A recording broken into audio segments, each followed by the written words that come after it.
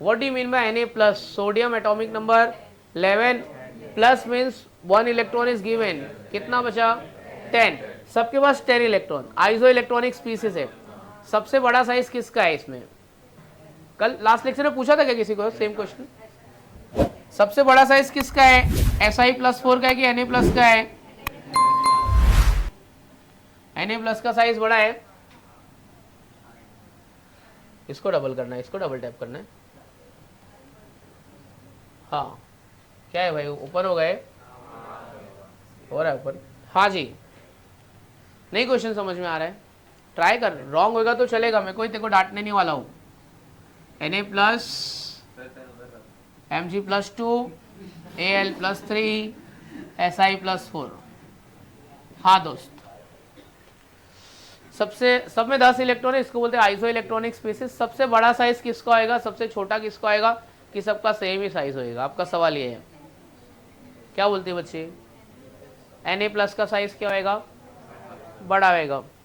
सबके पास में इलेक्ट्रॉन कितना है? 10 इलेक्ट्रॉन, 10 इलेक्ट्रॉन, 10 इलेक्ट्रॉन। बाद में पलटी नहीं मारना, तो देख पहले बोल रहा हूँ देखो, तूने बोला है Na+ का साइज बड़ा होएगा, 10 इलेक्ट्रॉन बराबर है। इसके पास प्रोटॉन कितना है? 11 प्रोटॉन। इसके पास कितना है? 12 प्रोटॉन। इसके पास कितना है? 13 प्रोटॉन। इसके पास कितना है? सबसे ज़्यादा इफेक्टिव न्यूक्लियर चार्ज किस में होएगा? Si का। तो इसका साइज सबसे छोटा आएगा, जैसे बच्ची ने बोला साइज सबसे बड़ा आएगा, इसका साइज क्या आएगा? सबसे क्या आएगा? बड़ा आएगा। ठीक है, तो मेरे को क्या पूछने का है? चार्ज का कॉन्सेंट्रेशन किस में ज़्यादा होएगा? Si का। तो सबसे फास्ट चार्ज का कॉन्सेंट्रेशन ज़्यादा होएगा, तो सबसे फास्ट प्रेसिपिटेट कौन बनाएगा? Si। ये रूल को बोलते हैं फजान्स रूल। जितना साइज छोटा होगा उतना चार्ज की कॉन्सेंट्रेशन क्या होगी? ज़्यादा होगी। समझ में आ गया? एक क्वेश्चन और ट्राई करने का है। किसको एक क्वेश्चन तो बोल, किसको पूछूं? मैं उसको पूछता हूँ। चल, गर्ल्स में से कौन तेरी दोस्त अच्छी है बताओ? किसी को बोल के था ना, किसके साथ तेरा नहीं जमता है उसको बोल दे, उसको डिस्कस कर लेते हैं। किसको फंसाने का? तो अच्छा ठीक है, इसको। ठीक है, तेरा नाम ले रही है, तू बैठ जा। इसका नाम क्यों ली? तू जान तेरा क्या झगड़ा है इससे? अच्छी बच्ची है। तो आपका सवाल क्या है बताए? एकदम सिंपल सवाल है, तो किसी के साथ में डिस्कस भी कर सकती है।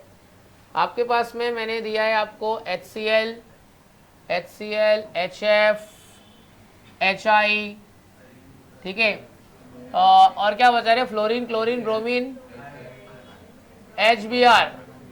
आपको बताने का है सबसे बड़ा साइज किसका है, सबसे छोटा साइज किसका है? HF का साइज बड़ा है कि छोटा है? HF का साइज बड़ा। अरे यार, ये गलत आंसर है। ये क्या होता है पता है तुमको? इसका मैकेनिज्म पता है? फिजिक्स पढ़ा है? इसमें मैग्नेट है, इसमें मैग्नेट है। मैग्नेट के बाजू में क्या होता है? मैग्नेटिक लाइंस, मैग्नेटिक फील्ड जिससे प्रोड्यूस होता है। इसमें मैग्नेट है, मैग्नेटिक लाइंस ऑफ फोर्स, जो तुमने पढ़ा रहेगा, जो तुमको फिजिक्स में ऐसे करके बताया रहेगा। अभी बार बार नहीं चिल्लाने का, अरे ये सर क्या आवाज आ रहा है, ऐसे मैग्नेटिक लाइंस है ना, ऐसा पढ़ा रहेगा ना तुमने। तो दो मैग्नेटिक फील्ड बाजू बाजू में आ गई, दोनों की लाइन क्या हो गई है? इंटरसेक्ट। जब दोनों का लाइन इंटरसेक्ट होएगा तो आवाज आएगा। तो बार बार नहीं बोलने का, अरे सर आवाज आ रहा है। साइंस स्टूडेंट हो, ये सब छोटी छोटी चीजों में क्या हंसेगा तू? मैग्नेटिक लाइंस ऑफ फोर्स क्या हो रहा है? इंटरसेक्ट हो रहा है। मैग्नेटिक प्रॉपर्टी, इसके इफेक्ट का नाम क्या है? अपना स्ट्रक्चर ऑफ एटम में दो इफेक्ट पढ़ा है, Zeeman effect and Stark effect. क्या पढ़ा है? हाँ, Stark effect splitting of electron in electric field, और Zeeman effect splitting of electron in magnetic field. तो ये सब क्या है? ये सब क्या है? ये सब चीज़ों में बार बार क्या हंसने का? एक बार बता दिया, अभी हमेशा होएगा तो पता तेरे दिमाग में होना चाहिए। Magnetic lines of force, जीमन effect हो रहा है, इसमें इलेक्ट्रॉन रिपेल कर रहा है एक दूसरे से, वैन डर वाल फोर्स ऑफ अट्रैक्शन है। सड़ेली चीज में देखो जोक बनाने का है यार, कॉन्सेप्ट है, गधा है क्या? किसका साइज बड़ा है? आपने क्या बोला है? क्यों बोला ऐसा? आयोडीन ऊपर से नीचे जाते तो एटॉमिक साइज बढ़ता है कि कम होता है? बताया ना आपने, शिवम सर ने बताया ना। ऊपर वो बता देगा आंसर, देखना। अभी पहले आंसर ट्राई कर लेते हैं। च्युइंगम खा के पहले आंसर बोल दे, ठीक है? हो सकता है कि च्युइंगम फेंकने को बोलूं, तेरा को कॉन्सेंट्रेशन ब्रेक हो जाए। IF7 बॉन्ड एंगल बोल बेटा, कितना होएगा इसमें? आ गया अपनी औकात पे, आ गया साले, गलत बोल दिया ना। कितना होएगा? 72। अभी देख सुन, लॉजिक भी बताएगा ये बेटा, लॉजिक बता। ऊपर का छोड़, ऊपर का नीचे। ये बॉन्ड एंगल कितना है? 72 का लॉजिक क्या बताया था? 360 डिवाइडेड बाय 5, 72। और ये इक्विटोरियल एंगल कितना है? 90, है ना? वही नहीं पूछ रहा था मैं, तो सबको पता है, वो चेंज ही नहीं होता है, अंदर का चेंज होता है बॉन्ड एंगल। ये ज्योमेट्री का नाम क्या है? Pentagonal bi pyramidal. अगर मेरे पास स्क्वायर बाई पिरामिडल रहेगा ना, स्क्वायर बाई पिरामिडल ये अच्छा स्क्वायर प्लेनर ले लेते हैं, ये इसको बोलते हैं स्क्वायर प्लेनर, क्या बोलते हैं? ठीक है, कुछ SCl4 ले लेता हूँ। चल, ये स्क्वायर प्लेनर में बॉन्ड एंगल कितना होगा? ऐसा 90। कितना होगा? 90। ठीक है, बैठ जा बैठ जा, पढ़ के आओ यार, थोड़ा बुक खोलो, पढ़ो। ये केमिकल इक्विलिब्रियम चैप्टर जितने बार पढ़ेगा ना, उतने बार बहुत सारी चीजें। तू आया था लास्ट लेक्चर में, क्यों नहीं आया था? अबे यार क्या पढ़ लिया मेरे को बताना। एक दिन लेक्चर नहीं आके क्या उखाड़ लेगा? देखो क्या लगता है कि तू लेक्चर नहीं आएगा और अरे 11th में ना तू नहीं भी कुछ भी कर एग्जाम में पास हो जाएगा। 11th का मार्क्स कोई नहीं पूछने वाला है यार, तू वो एग्जाम के लिए तू लेक्चर नहीं आ रहा है। ये सब चीज़ें पता है तेरे को, कभी दूसरी टाइम ये इतना इंटेंसिटी से कोई नहीं पढ़ाएगा। होगा तू रिविजन लेक्चर बैठे देखो फटाफट फटाफट ऐसे उड़ा देंगे। पहला वाला जो होता है ना, वही सबसे बेस्ट होता है, फिर तेरे दिमाग में वही बैठेगा। और कौन क्वेश्चन बताएगा? चल तू बता क्वेश्चन। तू बहुत मस्ती करने वाला बच्चा है, बट तू बहुत चेंज हो गया है। उधर बैठा था फर्स्ट लेक्चर में, जोक्स पास कर रहा था, 2 गाली दिया था, एक विराट कोहली वाली और एक रोहित शर्मा वाली। ठीक है, मेरा सवाल क्या है पता है? मैग्नेटिक नेचर बताया हो कि नहीं तुमको लास्ट लेक्चर में? बैठ जा, चल। नहीं बताया हो? चल ठीक है, आज का लेक्चर स्टार्ट करते। हो गया, इतना बातें कर लिए। आवाज ये दोनों में नहीं करने का, इसमें क्या करने का है? अरे अभी सारा बोल के गया भाई। रेड ग्रीन में नहीं होएगा, या तो दोनों रेड होना चाहिए या तो दोनों ग्रीन होना चाहिए।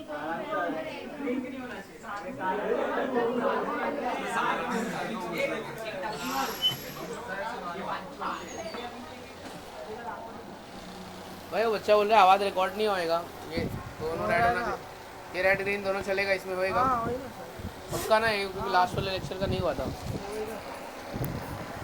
इसमें होता है ना, एक बार पूछ लेना सारंग को।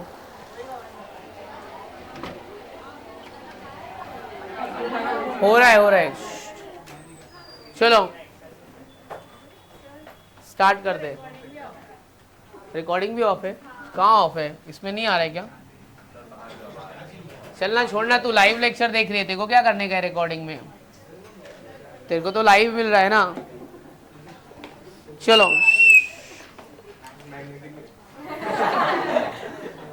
चलो आगे बढ़ते हैं, अपन स्टार्ट करते हैं। हेडिंग लिखो, फाइंड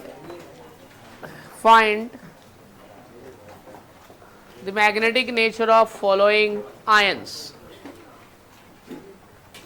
ये मुझे लग रहा है तुमने स्ट्रक्चर ऑफ एटम में थोड़ा किया रहेगा, ऐसा कुछ मैग्नेटिक नेचर ऑफ आयन के बारे में कुछ किया था। हाँ, क्या फॉर्मूला है? लिखो, find the magnetic nature of following ion. लिखा? ठीक है, नेक्स्ट पॉइंट में लिखो, उसके अंदर लिखना magnetic properties are present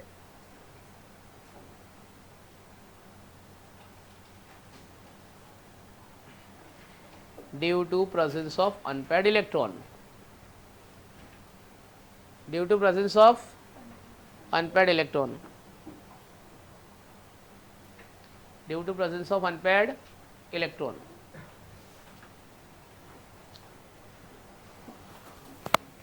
On the basis of unpaired electron,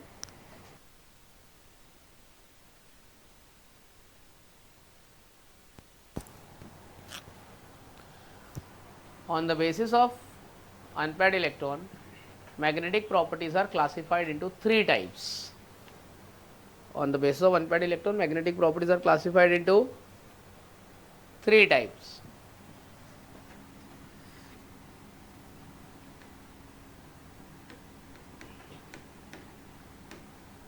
ferromagnetic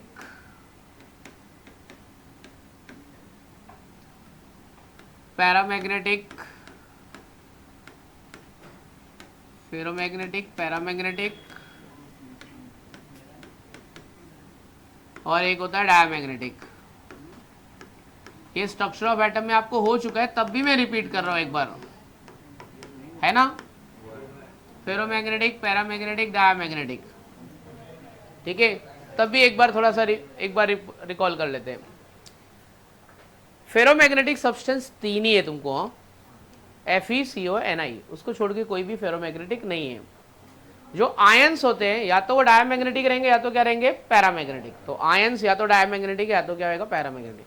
तो मान के चलो कि फेरोमैग्नेटिक कोई नहीं होएगा, खाली तीन लोग को छोड़ के FeCO Ni को। फेरोमैग्नेटिक क्या होता है, it consist of large number of unpaired electron. क्या होता है इसमें, large number of unpaired electron. So it consist of large number of unpaired electron, ठीक है। इसमें अनपेयर्ड इलेक्ट्रॉन क्या होगा, ज्यादा होएगा। And they are strongly attracted by magnet. क्या होगा ये, strongly attracted by magnet, strongly attracted by magnet. Paramagnetic, less number of unpaired electron, less number of unpaired electron, weakly attracted by magnet. ये सब सुना है कि फर्स्ट टाइम सुन रहे हो, वीकली अट्रैक्टेड बाय मैग्नेट। हाँ जी, एक वो एंटी फेरोमैग्नेटिक आएगा, वो सब ठीक है। वो सब आपको फिजिक्स में एक पूरा चैप्टर है मैग्नेटिज्म, वो पूरा चैप्टर में मैग्नेटिक प्रॉपर्टी पढ़तू। खाली तीन फिलहाल अपने को केमिस्ट्री के लिए कितना याद रखने का है, तीन। वो एक फिजिक्स में एक चैप्टर आएगा एंटी मैग्नेटिक फेरोमैग्नेटिक, उसमें बहुत सारा आ जाएगा। चल तू चार के नाम बता दे। किसमें, फे को नी और क्या है, क्या ये वाला जो है ना, ये वाला, ये तीन को हम लोग यूज करते हैं। ये लोकल मेटल है जो हम लोग क्या करते हैं, ये वाला जो है ना, इसका यूज बहुत क्या है, बहुत रेयर है। और ये बहुत क्या है, कॉस्टली है। बहुत रेयर, मतलब बहुत लिमिटेड अमाउंट में ही प्रेजेंट है ये, अपने को बहुत ज़्यादा अमाउंट में प्रेजेंट नहीं है। तो इसकी कोई बहुत ज़्यादा बात करेगा नहीं, बट होता है, जैसे तूने बोला है वो, ठीक है। एनोमलस प्रॉपर्टीज भी वो बता देगा थोड़ी। तो less number of unpaired electron, weakly attracted by magnet. Diamagnetic में weakly repelled by magnet and all electrons are paired. Weakly repelled by magnet. अच्छा, एक बात और बताने का है, अभी तूने ये गैलियम का मुद्दा उठाया है तो एक बार और बताने का है। FeCO ना ट्रांजिशन है, कैसा है, इसमें d ऑर्बिटल है। क्या है, d ऑर्बिटल है। गैलियम ये d ऑर्बिटल का, ये d ब्लॉक का एलिमेंट है क्या, नहीं है। ये कहाँ का है, p ब्लॉक का है। किधर का है, तो वेरिएबल ऑक्सीडेशन। देख, मोस्टली कोई भी अगर तेरे को पूछा कि मैग्नेटिक प्रॉपर्टी कौन से एलिमेंट ज़्यादा दिखाते, तो बोलने का d ब्लॉक वाले और f ब्लॉक वाले। कौन दिखाता है अपने को, d और f, क्योंकि इनकी वेरिएबल ऑक्सीडेशन स्टेट होती है। क्या होती है, वेरिएबल ऑक्सीडेशन स्टेट बोले तो जैसे कि कॉपर का Cu+1 भी होता है, Cu+ भी होता है। आयरन का फेरस भी होता है, फेरिक भी होता है, +1 +2 +3। जैसे आपने रेडॉक्स रिएक्शन पढ़ा है ना, बहुत सारा ऑक्सीडेशन नंबर है ना, तो एक एलिमेंट के बहुत सारे ऑक्सीडेशन नंबर होते हैं, उसको बोलते हैं वेरिएबल ऑक्सीडेशन स्टेट। तो मोस्टली मैग्नेटिक प्रॉपर्टी कौन बताता है, ट्रांजिशन एलिमेंट और इनर ट्रांजिशन एलिमेंट। जो गैलियम वाली प्रॉपर्टी है वो एक एक्सेप्शन केस है पी ब्लॉक एलिमेंट का। तो ऐसे बहुत सारे एक्सेप्शन है पी ब्लॉक एलिमेंट में, ठीक है, प्रॉपर्टी वाइज। तो मैं कभी भी तुमको एक्सेप्शन वाली चीज़ें डील नहीं करूंगा, क्योंकि वो एक एकदम अलग प्रॉपर्टी बता देगा। ये क्या है, weakly repelled by magnet. Diamagnetic, weakly repelled by magnet and all electrons are paired.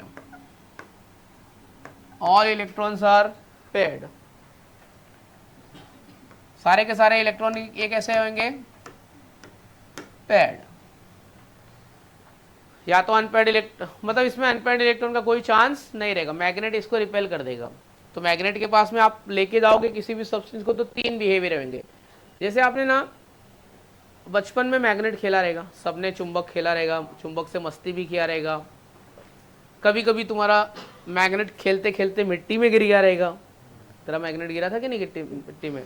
फिर जब मिट्टी में गिर गया रहेगा तो आपने देखा रहेगा कि थोड़ी सी मिट्टी चिपक गई है, पर ऐसा बहुत ज्यादा उसको अट्रैक्ट नहीं कर रहा है कि मैग्नेट रखा मिट्टी खींच ले, ऐसा बहुत ज्यादा नहीं अट्रैक्ट कर रहा है, थोड़ा सा अट्रैक्ट कर रहा है। क्यों? क्योंकि अपनी मिट्टी में क्या प्रेजेंट है, जो आयंस प्रेजेंट है, जो मेटल आयन प्रेजेंट होएगा। मिट्टी मतलब क्या होएगा, SiO2, क्या है? Silica, SiO2। तो वो क्या है, Si प्लस आयन क्या रहेगा उसमें, पैरामैग्नेटिक रहेगा। तो थोड़ा सा उसको क्या कर लिया रहेगा, मैग्नेट क्या कर लेगा, थोड़ा सा क्या कर लेगा, उसको अट्रैक्ट करेगा। तो थोड़ा सा अट्रैक्ट कर रहा है मतलब पैरामैग्नेटिक। बहुत ज़्यादा अट्रैक्ट कर रहा है, लोहे को एकदम चिपक जाएगा ना, कॉइन फटाक से चिपक जाएगा ना, फेरोमैग्नेटिक। जरूरी नहीं हर बार अट्रैक्ट करेगा, कभी कभी उसको रिपेल भी कर देगा। क्या कर देगा? अगर रिपेल कर रहा है उसको तो क्या हो जाएगा, डायमैग्नेटिक। तो आयंस जो होते हैं ना मेरे, आयंस वो हमेशा डायमैग्नेटिक रहेगा या तो क्या रहेगा, पैरामैग्नेटिक। ठीक है, अभी एक चीज तुमको बताने वाला वो अपन ने ऑलरेडी पढ़ा हुआ है, तो भी एक बार अपन डिस्कस कर लेंगे। ये आपको एटॉमिक नंबर सबके मालूम है, SC TI V CR, ठीक है, MN FE CO NI CU, ठीक है। सर ने तुमको शॉर्टकट देके याद भी कराएगा। सर ने तुमको शॉर्टकट क्या बताया इसका,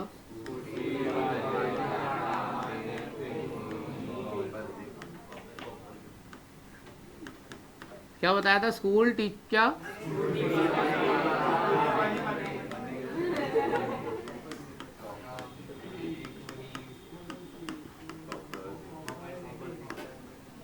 ठीक है चलो अच्छी बात है। मैं तो ऐसे बताता हूँ, science teacher very cruel man, ठीक है, science teacher very cruel man having female contact number like Katrina and Zareen.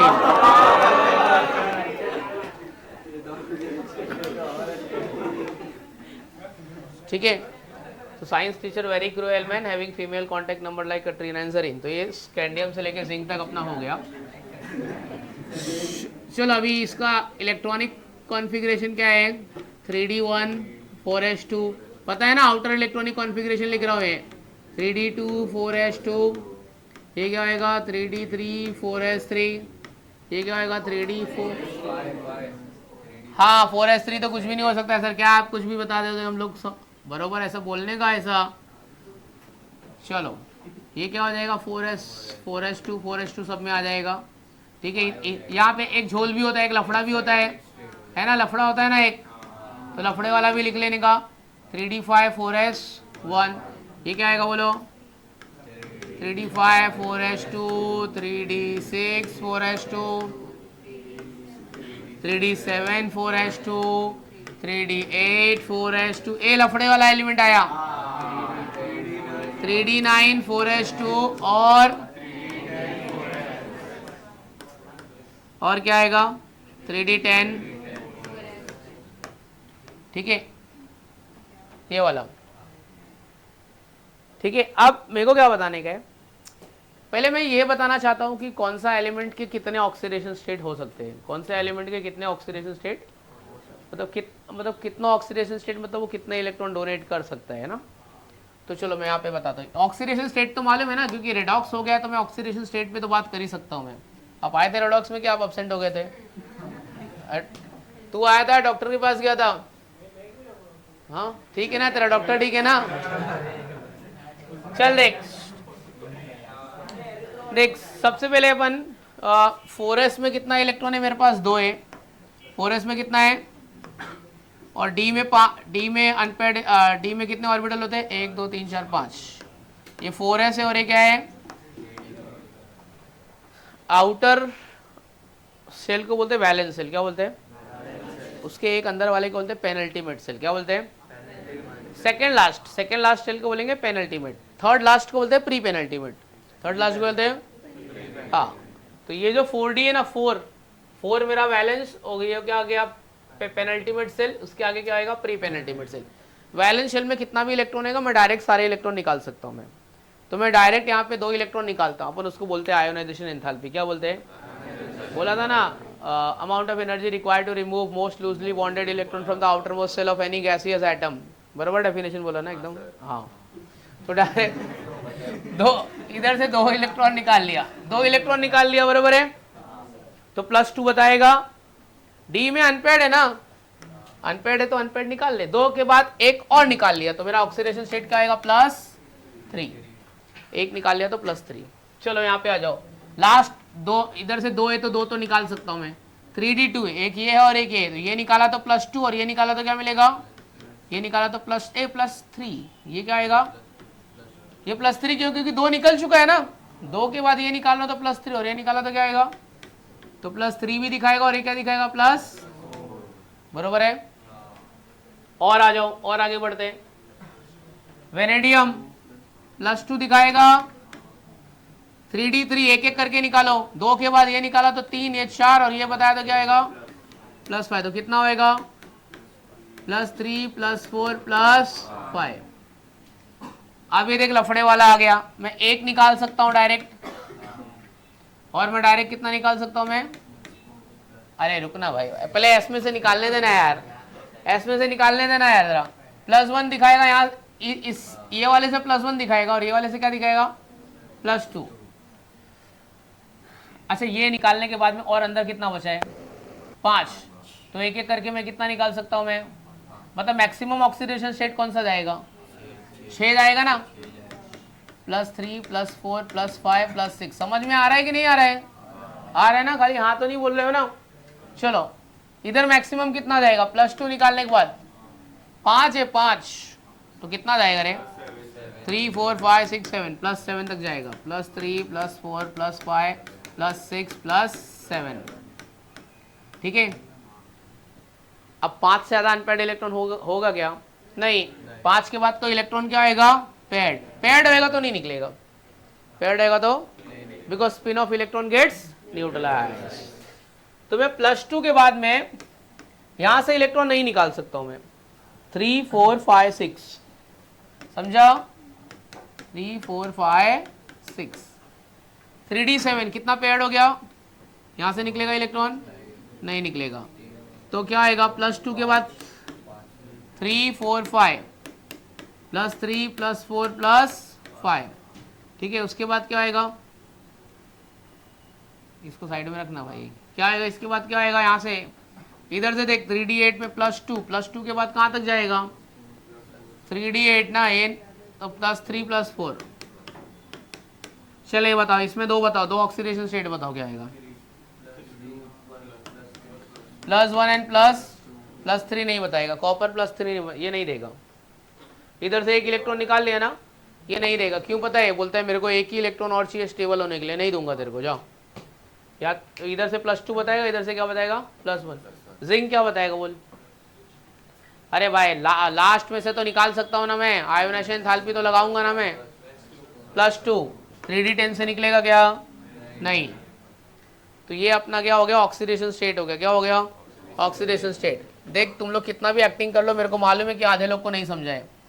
तो जब जब तुमको नहीं समझेगा, मेरे को पता चलेगा, मैं फिर से मिटा दूंगा, मैं पूछूंगा फिर से. चलो बोलो, पहले वाले में बोलो क्या क्या आएगा? दूसरे वाले बोलो. यहाँ पे इसमें बोलो पहला 5 तक है ना. 1 और 5 अनपेड में कितना? 6 तक. तो कहां तक जाएगा? 6. ठीक है. फिर +2 से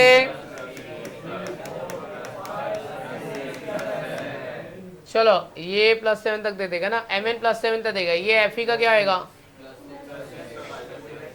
3d6 से कितना इलेक्ट्रॉन निकाल सकते हैं? 4. 5वां नहीं निकाल पाएंगे क्योंकि वो पेड है. तो +2 के बाद मैंने 4 और निकाला है ना. तो +3 +4 +5 +6. अभी एक एक कम कर दे जाओ. +3 +5. अभी क्या आएगा? हाँ चलो, ये +3 दे सकता है क्या? कॉपर खाली 2 ही देगा. कौन कौन सा? ये क्या देगा? अब मैं ना कुछ सवाल पूछूंगा मैं. क्वेश्चन मेरा क्या है? Which element exhibit only 1 oxidation state? Which element exhibit zinc? कौन से दो एलिमेंट दो ऑक्सीडेशन स्टेट बताते हैं? Copper and scandium shows to oxidation. Okay, which element exhibit maximum number of oxidation state? दो एलिमेंट है. How many different oxidation state? How many different oxidation state? 6 different oxidation state. Will count 1 2 3 4 5 6. 1 2 3 4 5 6. कौन कौन सा है? Chromium and ये कितना होगा different oxidation state बता रहे हैं? 6. कौन से दो एलिमेंट +1 ऑक्सीडेशन स्टेट बता रहे हैं? इधर देखने का जरूरत ही नहीं है, लफड़े वाले element. Chromium and copper, anomalous behaviour, chromium and copper. Highest oxidation state मतलब सबसे बड़ा नंबर कौन दिखा रहा है? मैंगनीज. कितना बता रहा है? +7. ठीक है. अब एक सवाल पूछता हूँ, डायरेक्ट आंसर नहीं बता पाओगे आप. ठीक है. कौन से एलिमेंट में maximum number of unpaired electron होता है? ये स्कैंडियम से लेके जिंक तक. सोच के बोलना, डायरेक्ट मुंह खोल के बोलोगे गलत आंसर निकलेगा. Which element has maximum number of unpaired electron? मेरे को मालूम था यही बोलेगा. गधा है, रॉन्ग आंसर है. कुत्ता है. बोला था ना आराम से बोलना, कुछ भी बोल दिया फोकट में कुछ भी. तेरे को क्या लगता है तेरे को आएगा? मैं वो क्वेश्चन पूछूंगा जरूर. क्वेश्चन में कुछ है इसके लिए पूछा हूं मैं. नहीं आएगा सबको. Manganese is wrong answer. हाँ, ये वाला राइट आंसर. क्या बोला? क्रोमियम. कितने अनपेयर्ड इलेक्ट्रॉन है? 6. इसके लिए देखो अपन ने देखा रहेगा कि अगर हम लोग लेफ्ट से राइट जाते हैं तो साइज क्या होता है? छोटा होता जाता है. क्या होता है? साइज क्या होता है? पीरियोडिक टेबल में पढ़ा है. साइज क्या होगा? छोटा होगा. साइज छोटा होगा तो मेल्टिंग पॉइंट बॉइलिंग पॉइंट क्या होगा? इंक्रीज हो जाएगा. ठीक है. क्रोमियम है ना 6 बॉन्ड बना सकता है. कितने बॉन्ड बना सकता है? 6. तो सबसे ज़्यादा मतलब as per the rule, as per the law, सबसे ज़्यादा melting point boiling point zinc का होना चाहिए. सबसे छोटा वो होता है तो जिंक का होना चाहिए. पर सबसे ज़्यादा melting point boiling point chromium वाले कंपाउंड का होता है. किसके कंपाउंड का मेल्टिंग पॉइंट बॉइलिंग पॉइंट ज़्यादा होता है? आपको पूछेंगे. Chromium compound has highest melting point boiling point. ये क्या फालतूगिरी है? उसके या तो ये होएगा या तो ये होएगा. स्कैंडियम है तो जिंक. ये क्रोमियम कहाँ से आ गया? क्यों नहीं आएगा? क्रोमियम के पास में कितना अनपेयर्ड इलेक्ट्रॉन है? 6 अनपेयर्ड इलेक्ट्रॉन है तो 6 बॉन्ड बनाएगा. समझा? बॉन्डिंग कैपेसिटी उसकी कितनी है? 6 बॉन्ड बनाया तो कंपाउंड क्या होएगा? स्ट्रांग होएगा, वीक होएगा? बॉन्ड मतलब फोर्स ऑफ अट्रैक्शन. पूरे डी ब्लॉक एलिमेंट में एक एलिमेंट सर ने ऐसा बोला रहेगा जो +8 ऑक्सीडेशन स्टेट बताता है. +8 8 बॉन्ड बनाता है. पूरे डी ब्लॉक में एक एलिमेंट ऐसा है स्टेबल है और +8 ऑक्सीडेशन स्टेट बताता है. +7 वाला तो मैंगनीज दिख रहा है. +8 कौन बनाता है पता है? ओस्मियम. OS +8 oxidation state. उसका ऑक्सीडेशन स्टेट कितना है? +8. ये वाले सीरीज में कौन सबसे ज़्यादा ऑक्सीडेशन स्टेट है? क्रोमियम. क्रोमियम है 6 अनपेयर्ड इलेक्ट्रॉन. समझा? तो मैंगनीज में 6 अनपेयर्ड इलेक्ट्रॉन नहीं है. किसमें 6 अनपेयर्ड इलेक्ट्रॉन है? क्रोमियम.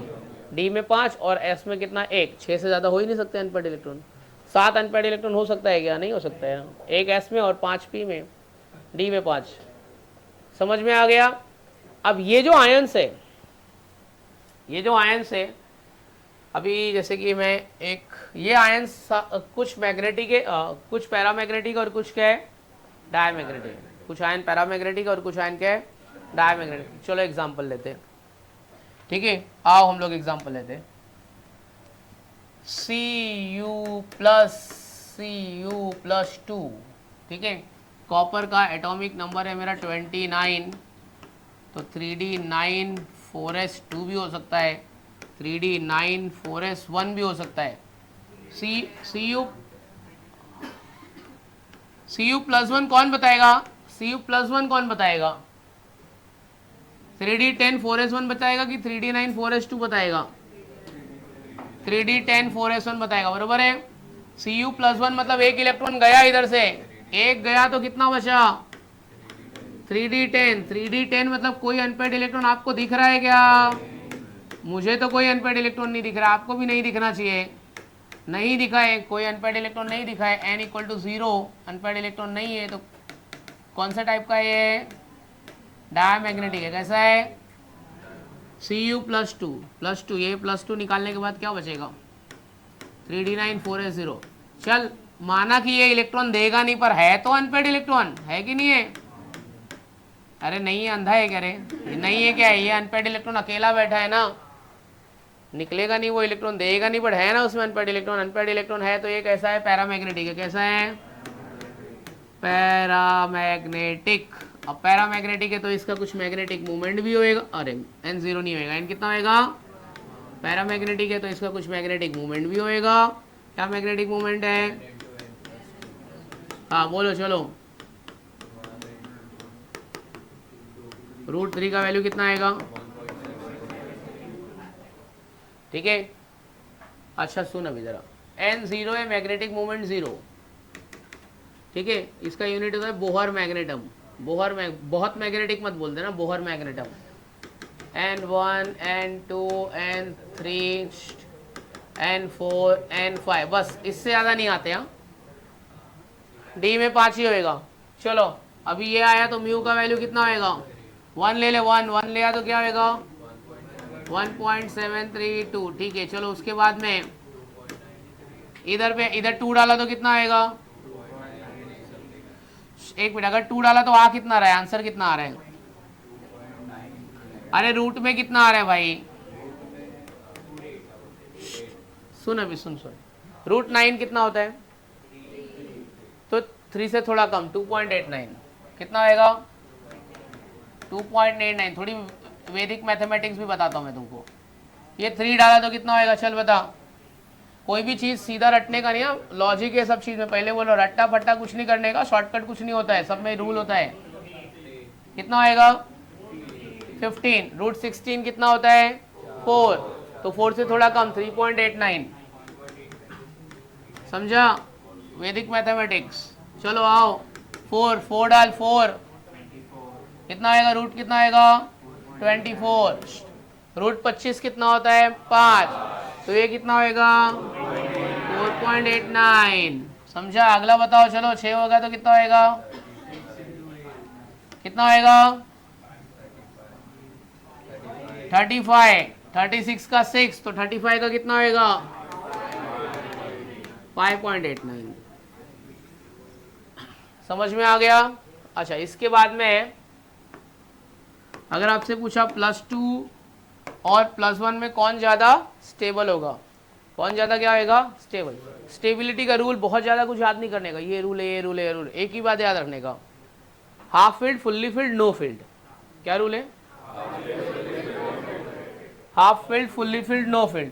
मैंने पकड़ लिया D orbital. Half field, fully field, know field. Fully field कितना होएगा? स्टेबल। हाफ फील्ड जा तू भी स्टेबल, नो फील्ड तू भी स्टेबल जा।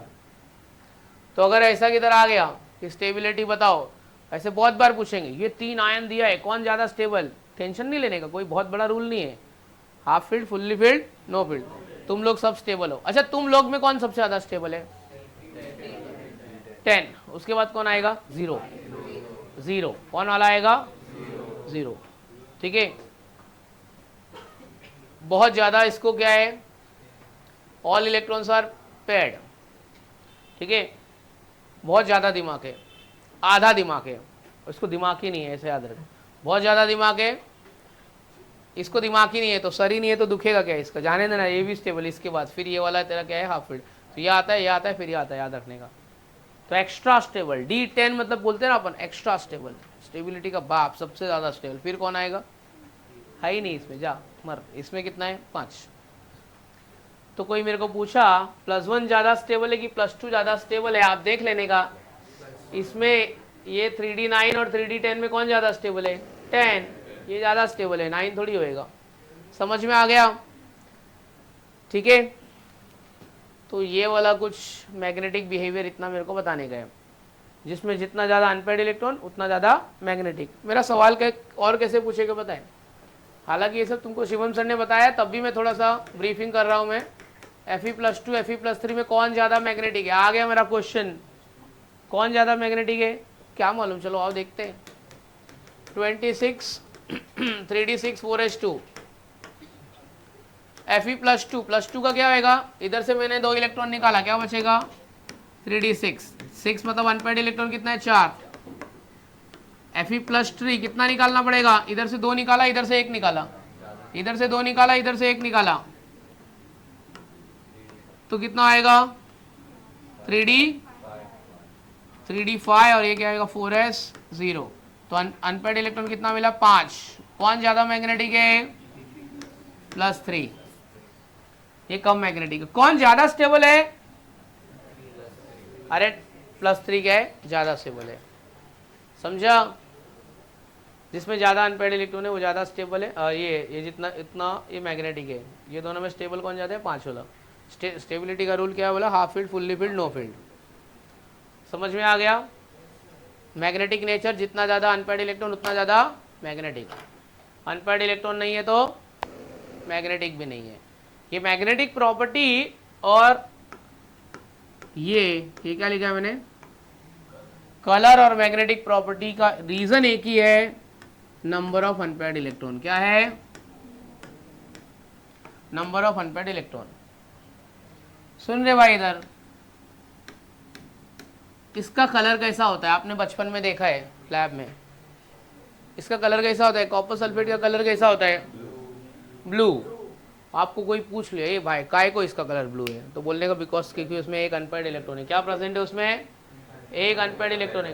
कॉपर में Cu+2 में एक अनपेड इलेक्ट्रॉन, ये कलर की वजह से ये इलेक्ट्रॉन की वजह से उसका कलर कैसा है, ऊपर वाले में अनपेड इलेक्ट्रॉन है, कलरलेस। Cu+1 इज, क्वेश्चन आएगा +2 कलर है, ये कलरलेस क्यों है, तो बोलने का इसमें अनपेड इलेक्ट्रॉन, ये देख इसमें अनपेड इलेक्ट्रॉन नहीं है, तो अनपेड इलेक्ट्रॉन नहीं है तो कंपाउंड कैसा रहेगा, कलरलेस। और अनपेड इलेक्ट्रॉन है तो कंपाउंड कैसा रहेगा, colour. FeSO4 ferrous sulphate green colour का होता है, क्यों होता है, Fe+2 के पास अनपेड इलेक्ट्रॉन है। Fe+2 के पास क्या है, Zn+2 कलर होएगा कि कलरलेस होएगा, पहले सोच के बताओ। Zn+2 क्या है, कलर होएगा कि कलरलेस होएगा, कलरलेस। 3d10 4s2 2 गया 3d10। समझ में आ गया मैग्नेटिक प्रॉपर्टी। तो क्या करूँ, ये लिखाऊं कि रहने देता हूं मैं, आगे बढ़ते हैं अपन, है ना। तो आगे तेरे को पढ़ना नहीं, इसके लिए तू आगे बोल रहा है, थोड़ा बहुत लिखा देता हूँ। चलो, हेडिंग क्या दिया था, magnetic nature of following ion. तो चलो लिखो, मैं कुछ एग्जाम्पल देता हूँ, एग्जाम्पल सॉल्व करते हैं। और जो बच्चा बोला है ना आगे बढ़ो, वही बच्चे से 2 एग्जाम्पल पहले मैं सॉल्व कराऊंगा। पहले Fe+3 एग्जाम्पल लिख के लगो, चलो।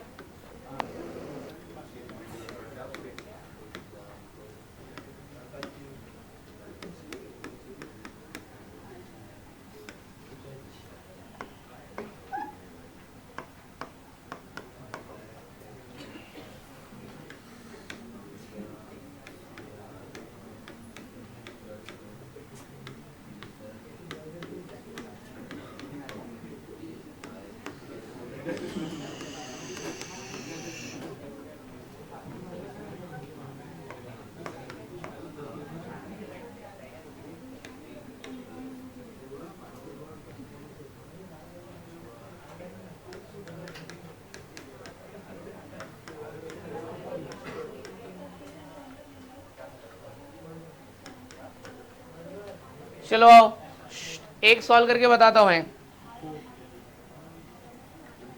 Fe का एटॉमिक नंबर कितना है बच्चों, 26। तो 26 मतलब क्या आएगा, 3d6 4s2।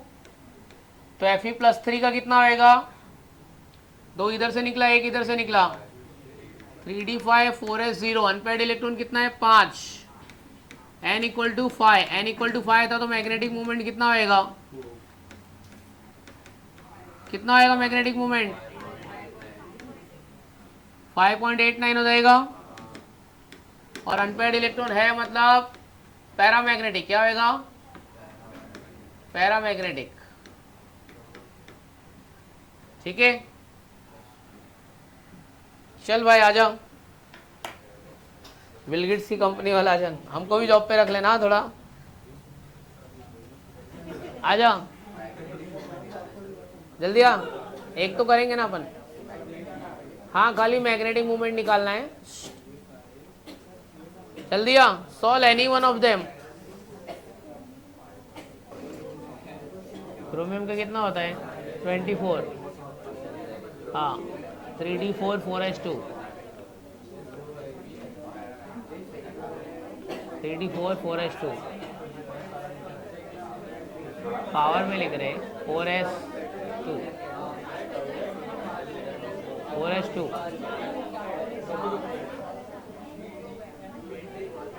क्या लिख रहा है तू? साइंस स्टूडेंट है कि नहीं है यार? तो तू क्या करता है? तू साइंस स्टूडेंट है कि नहीं है रे? गधा है क्या रे? अरे सर मतलब क्या है? मतलब तेरे को कोई भी लॉजिक नहीं है। 3d4 4s2 लिखने का सेंस नहीं है। तू साइंस स्टूडेंट है कि नहीं? सच्ची बता। क्या कर रहा है तू? क्या सोच के साइंस लिया है रे? 4 इलेक्ट्रॉन निकाल, 2 इसमें से निकला, 2 इसमें से निकला, कितना बचा?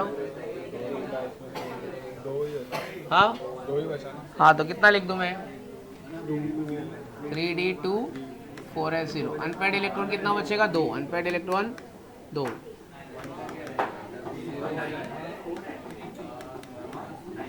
चल डालेगा तो कितना आएगा? रूट में वैल्यू डाल।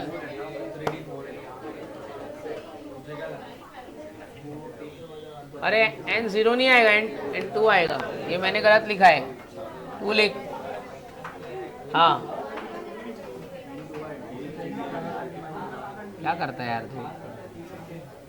क्या है, कुछ आता भी नहीं हो तेरे को? आगे ही बढ़ने का है, आगे बढ़ना है बिना पढ़े। हाँ कितना आएगा? रूट 8 2.89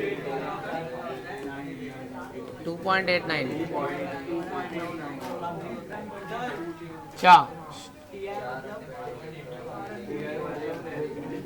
जा बैठ जा बेटा, बैठ जा।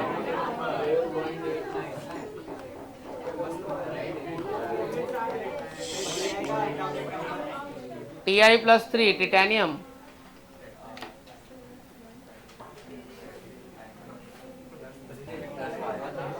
चलो बच्चों हो गया। आगे बढ़ते हो गया 4-5 थोड़ा बहुत सॉल्व किया। कुछ स्ट्रक्चर ऑफ एटम की याद आ गई थोड़ी बहुत।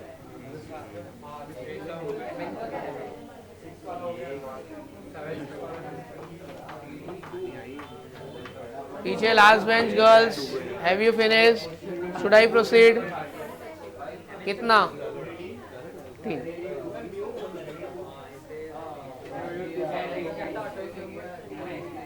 आप लोग का कितना बचा है? बाकी है, ठीक है। तेरा कितना बाकी है? 5 हो गया। कितना हो गया दोस्त? 4 ही हुआ है अभी तक। जल्दी करना थोड़ा।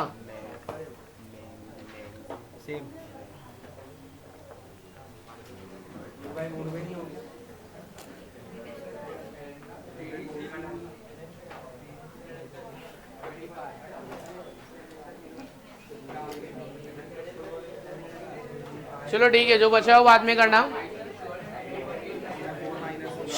हेडिंग लिखो अभी। चलो राइट ऑन नेक्स्ट हेडिंग। अगला टॉपिक है अपना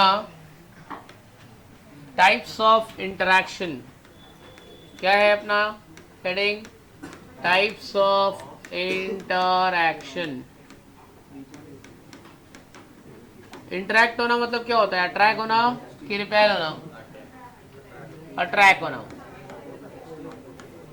पहला है, क्या लिखा है पहला टाइप? Dipole dipole interaction. दूसरा है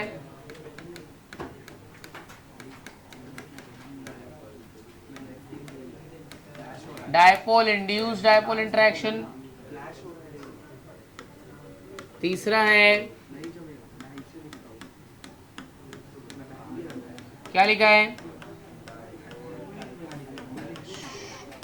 आयन डायपोल इंटरैक्शन। एक एक को अपने को ब्रीफ करना है। Dipole dipole interaction, dipole induced dipole interaction, ion dipole interaction, और दो होता है हाइड्रोजन बॉन्डिंग इसको इसके बारे में अपने को पढ़ना है, हाइड्रोजन बॉन्डिंग। आपको क्या लगता है कि इसमें से कौन से टॉपिक के बारे में आपको थोड़ा नॉलेज है? हाइड्रोजन बॉन्डिंग और अपना लास्ट वाला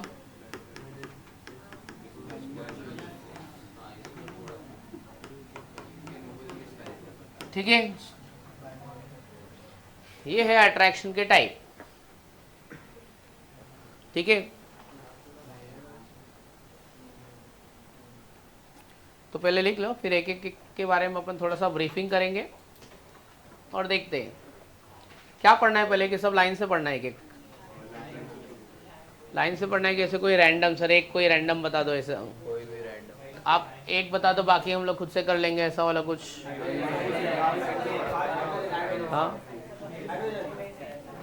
हाइड्रोजन बॉन्डिंग बता दो, बाकी सब तू कर लेगा। चलो देखते हैं, एक एक करते लाइन से, वही सही रहेगा। कॉन्सेप्ट फॉर्मेशन होता जाएगा, एक का दूसरे के साथ, दूसरे का तीसरे के साथ, सब इंटरकनेक्टेड है। पहले अपन डिस्कस करते हैं डाइपोल डाइपोल इंटरेक्शन। क्या डिस्कस करते हैं? Dipole dipole interaction. ठीक है, एकदम आराम से बात करेंगे, इन जनरल बात करते हैं, और ऐसा बात करेंगे कि कोई भी इंसान बिना केमिस्ट्री वाला बच्चा है ना, उसको भी समझ में आ जाना चाहिए, कॉमर्स और आर्ट्स वाले बच्चे को भी समझ में आ जाना चाहिए। डाइपोल डाइपोल इंटरेक्शन, सबसे पहले तो आपको ये समझ में आ रहा है डाइपोल डाइपोल दो बार काय को लिखा है इसने, एक ही बार लिख देना डाइपोल इंटरेक्शन। डाइपोल डाइपोल दो बार क्यों लिखा है? ऐसे तेरे दिमाग में सवाल नहीं आया? डाइपोल डाइपोल एक बार बोलना, डाइपोल इंटरेक्शन समझ जाता है। चलो पीछे लास्ट बेंच वाले हैं, बरोबर से ध्यान दे, मस्ती कर रहा है, इधर देख। अभी डाई मतलब होता है दो, पोल मतलब होता है चार्ज, इंटरेक्शन मतलब होता है फोर्स ऑफ अट्रैक्शन। तो दो चार्ज के बीच में अट्रैक्शन, उसको अपन क्या बोलते हैं? Dipole interaction. कौन से दो चार्ज के बीच में अट्रैक्शन होगा? सेम चार्ज के अपोजिट चार्ज, अपोजिट चार्ज। कभी सेम चार्ज के बीच में अट्रैक्शन नहीं होएगा, उसमें रिपल्शन होएगा। तो डाइपोल डाइपोल मूवमेंट या डाइपोल डाइपोल इंटरेक्शन है, सबसे पहले नॉन पोलर मॉलिक्यूल के लिए तो एप्लीकेबल है ही नहीं है। कौन से मॉलिक्यूल के लिए एप्लीकेबल नहीं है? Non polar. पोलर में दो टाइप के आते हैं, पोलर कोवेलेंट बॉन्ड और non polar covalent bond. Non polar मतलब जिसमें भी कोई भी टाइप का, मतलब जब दो सेम एलिमेंट के बीच में अगर बॉन्ड बनाए कोवेलेंट बॉन्ड, तो वो non polar. Cl2 O2 N2, इसमें क्लोरीन क्लोरीन बॉन्ड, कोई अट्रैक्शन नहीं होएगा, मतलब डाइपोल डाइपोल अट्रैक्शन नहीं होएगा।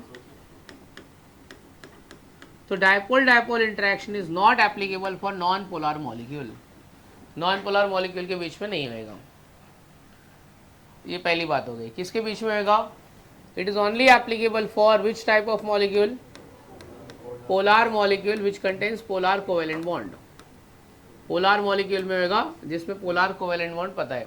सर हमको नहीं मालूम पोलर मॉलिक्यूल क्या होता है, कोई बात नहीं, कोई टेंशन नहीं। वाटर मालूम है कि नहीं मालूम है? वाटर,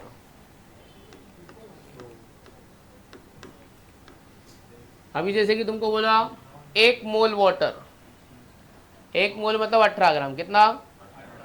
18 ग्राम। वाटर का मॉलिक्यूलर वेट कितने मॉलिक्यूल होते हैं? 6 × 10⁻23 मॉलिक्यूल्स। 18 ग्राम पानी, अगर मैंने वेइंग पैन में 18 ग्राम वजन किया, ठीक है, दुकान पे गया, सोना चांदी वाली दुकान पे, उसको लाटा ऐसा बटा, पानी वजन करके दे 18 ग्राम।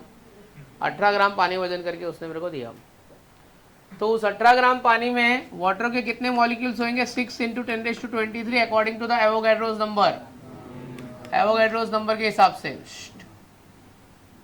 अब ये पानी को जब मैं हीट करूंगा तो वो 100 डिग्री पे वेपराइज होएगा। कितने डिग्री पे होएगा? 100 डिग्री पे वेपराइज हो रहा है।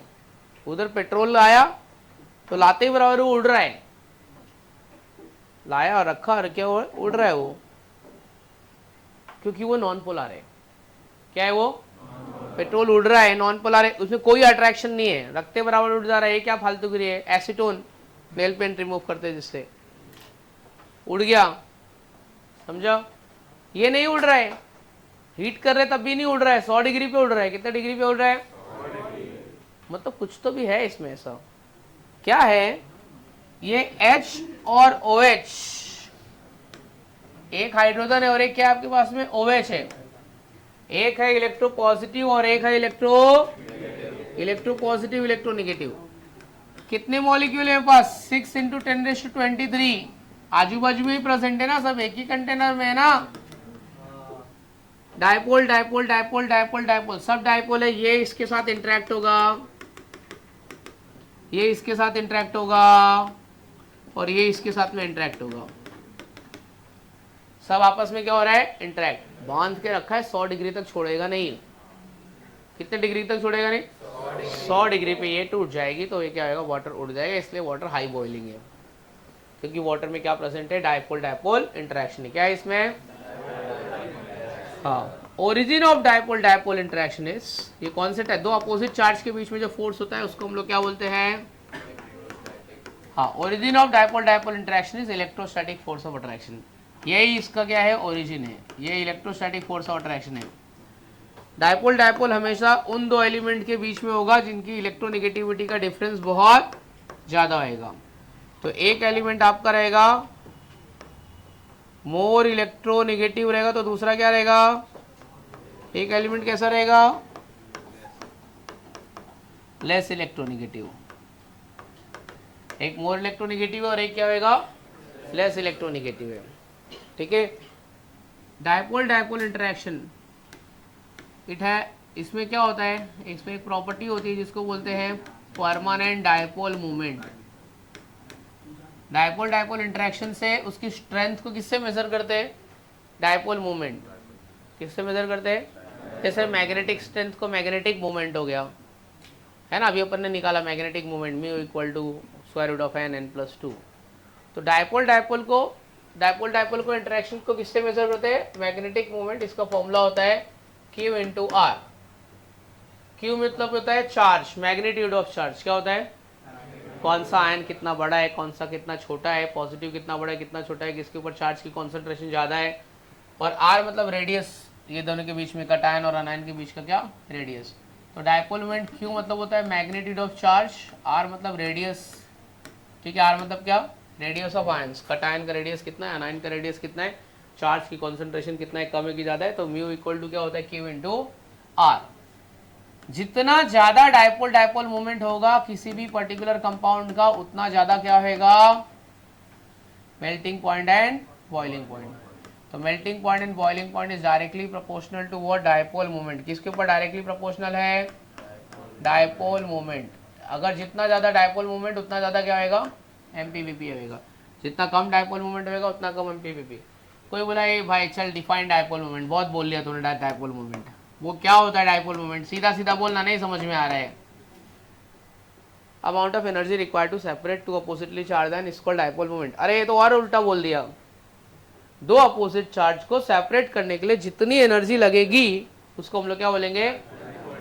हाँ, मेरे को कटायन अनायन को अलग करना है, कटायन अनायन को अलग करने के लिए जितनी एनर्जी लगेगी उसको डायपोल मूवमेंट बोलते हैं। एकदम सिंपल सीधी सी बात है। तो amount of energy required to two oppositely charge and is called dipole movement. 3 factor के ऊपर बेस्ड होता है। कितने फैक्टर के ऊपर बेस्ड होता है? पहला है क्या लिखा है?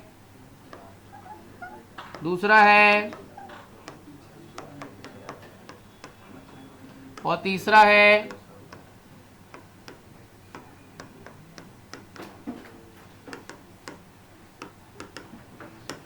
Ease of polarization.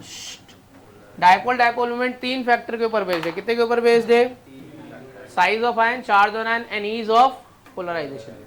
Fajans rule बोलता है छोटा साइज तो चार्ज की कॉन्सेंट्रेशन ज्यादा, अनायन का साइज बड़ा होता है। अनायन का साइज क्या होता है? जितना बड़ा होगा उतना इजीली पोलराइज होएगा कि उतना डिफिकल्ट से पोलराइज होएगा? साइज बड़ा है तो पोलराइजिंग पावर क्या रहेगा? हाई। साइज बड़ा रहेगा तो पोलराइजिंग पावर हाई। ठीक है, साइज बड़ा है तो आसानी से टूट जाएगा ना। टूट जाएगा मतलब जा, वो बोलता है जा ले जा इलेक्ट्रॉन, नहीं चाहिए, इजीली छोड़ देगा इलेक्ट्रॉन। ठीक है, तो साइज बड़ा रहेगा तो पोलराइजिंग पावर ज्यादा। कटायन किसका साइज बड़ा होता है? अनायन का। तो आपको 4 अनायन दे दिए, बोला कि कौन से केस किस में पोलराइजिंग पावर ज़्यादा है, तो मैं साइज देख लूँगा। सर एक एग्जांपल दो ना यार, फ्लोरीन, क्लोरीन, ब्रोमीन, आयोडीन, किसका पोलराइजिंग पावर ज़्यादा है? पोलराइजिंग पावर किसका ज़्यादा है? आयोडीन का, है ना। फ्लोरीन का पोलराइजिंग पावर बहुत कम है। फ्लोरीन बहुत कमीना इंसान है, छोड़ता ही नहीं किसी को, ऐसे पकड़ लेगा, छोड़ता ही नहीं है वो। इसका मतलब है कि किसी को इलेक्ट्रॉन देता ही नहीं है। फ्लोरीन किसी को इलेक्ट्रॉन, हमारे शिवम सर ने बोला था फ्लोरीन का ऑक्सीडेशन स्टेट -1 होता है, कभी +1 होता ही नहीं है। Fluorine has only -1 oxidation state. दूसरा हेलोजन +3 दिखाएगा, +5 दिखाएगा, +7 दिखाएगा। कितना दिखाता है? +3, +5, +7। एक फ्लोरीन बहुत बदतमीज है, किसी को इलेक्ट्रॉन देगा क्या? किसी को नहीं इलेक्ट्रॉन देता है। इलेक्ट्रॉन देता नहीं है मतलब किसी को छोड़ ही नहीं रहा है कि जा तो डिसोसिएट होता है, ऐसा होने ही नहीं दे रहा है, पकड़ के रखा है। उसको ब्रेक करना डिफिकल्ट है कि ईजी है? डिफिकल्ट है। तो फ्लोरीन का पोलराइजिंग पावर क्या है? बहुत क्या है? कम है। किसका सबसे ज़्यादा है? आयोडीन, क्योंकि आयोडीन का साइज बड़ा है। ये सब कौन सा रूल है? फसांस रूल। कटायन का साइज छोटा, चार्ज कॉन्सेंट्रेशन ज़्यादा। अनायन का साइज बड़ा, पोलराइजिंग पावर क्या होगा? ज़्यादा होगा। तो डायपोल मोमेंट 3 फैक्टर के ऊपर बेस्ड है। चार्ज ऑन आयन, आयन मतलब कटायन आएगा, अनायन आएगा। साइज ऑफ आयन, छोटा है कि बड़ा है। और ईज ऑफ पोलराइजेशन, मतलब कितनी आसानी से कोई भी मॉलिक्यूल पोलराइज हो रहा है। पोलराइज हो रहा है मतलब टूट रहा है। पोलराइज हो रहा है मतलब क्या? कोई मॉलिक्यूल जल्दी से टूट गया, तो डायपोल मोमेंट कम है कि ज्यादा है? जल्दी से टूट गया। अब एक कम है, गधा है क्या रे? क्या ज्यादा है? कम, जल्दी से टूट गया ना, कम। डायपोल मोमेंट क्या होता है? Amount of energy required to separate oppositely charge ion. जल्दी से टूट गया तो एनर्जी कम लगी ना, और जल्दी से नहीं टूट रहा है तो क्या होगा? ज्यादा एनर्जी। समझ में आया? तो क्या मैंने बोला? डायपोल डायपोल इंटरेक्शन मतलब ये एक डायपोल, ये एक डायपोल, ये एक डायपोल, ये एक डायपोल, ये दोनों डायपोल के बीच में क्या है? अट्रैक्शन है। ठीक है। तो फोर्स ऑफ अट्रैक्शन बिटवीन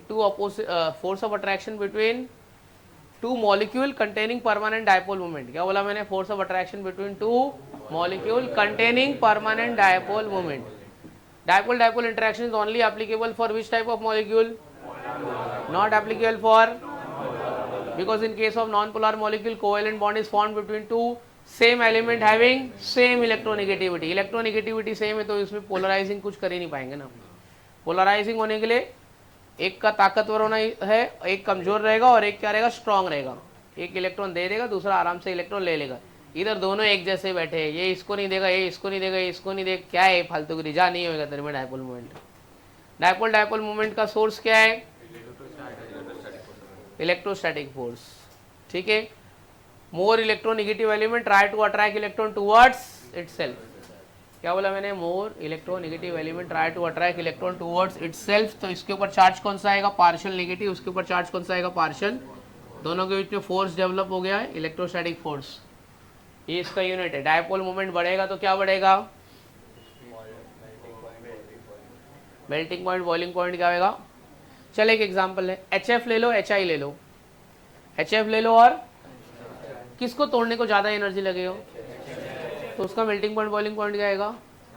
ज्यादा आएगा। समझा? ठीक है। बाकी सब तो ठीक है, समझ में आ गया। डायपोल डायपोल इंटरेक्शन क्या होता है?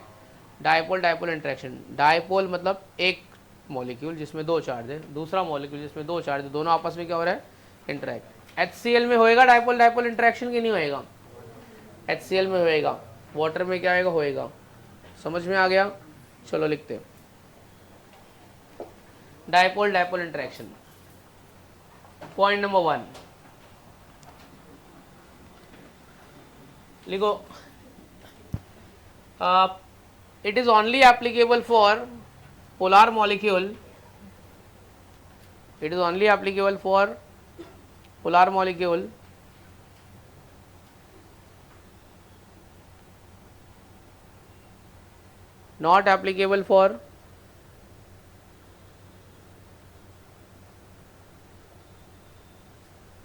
not applicable for non-polar molecule. Not applicable for non-polar molecule. Bracket में लिखो Cl2O2 N2, Cl2O2 N2।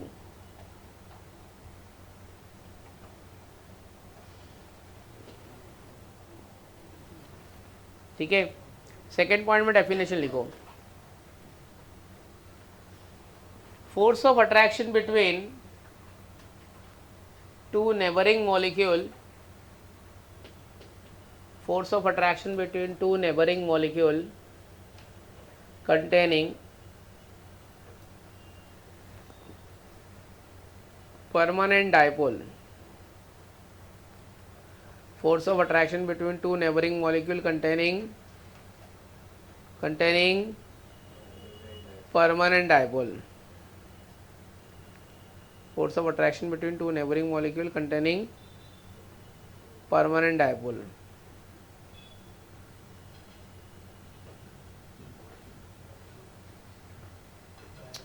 लिखा, force of attraction between two neighbouring molecule containing permanent dipole. Next point में लिखो, origin of dipole dipole interaction is, origin of dipole dipole interaction is,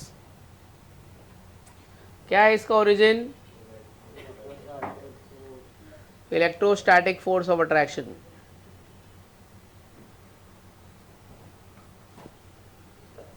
electrostatic force of attraction.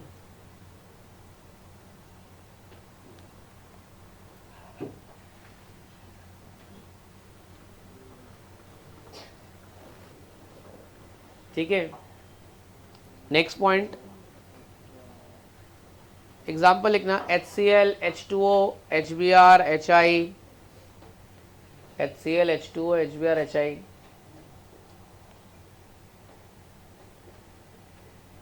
अब ये लिख लो जरा, second point और ये fourth point जो मैंने लिखा है ना, second point fourth point.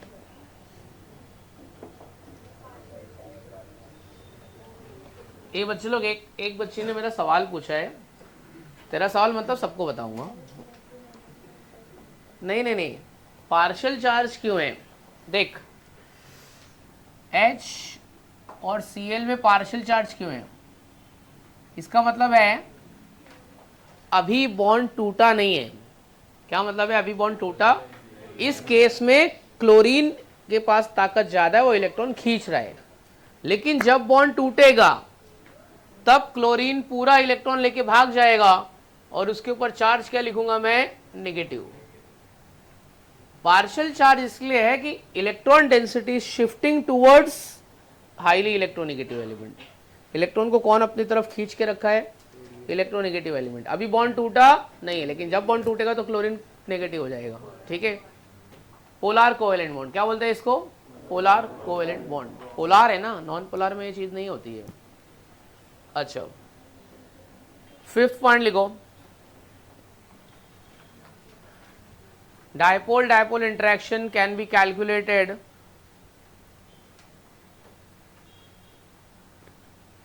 by using formula mu equal to q into r, mu equal to q into r, mu equal to क्या होगा? q into r। सब लिख दो। म्यू क्या है? म्यू क्या है? Mu dipole moment. इसको सिंपल लैंग्वेज में बोले तो चार्ज कॉन्सेंट्रेशन। क्या है इसका मतलब? चार्ज कॉन्सेंट्रेशन, कितना कौन सा चार्ज इफेक्टिव है। आर मतलब रेडियस ऑफ आयन। कटायन का रेडियस कितना है, अनायन का कितना है? Radius of ion. ठीक है,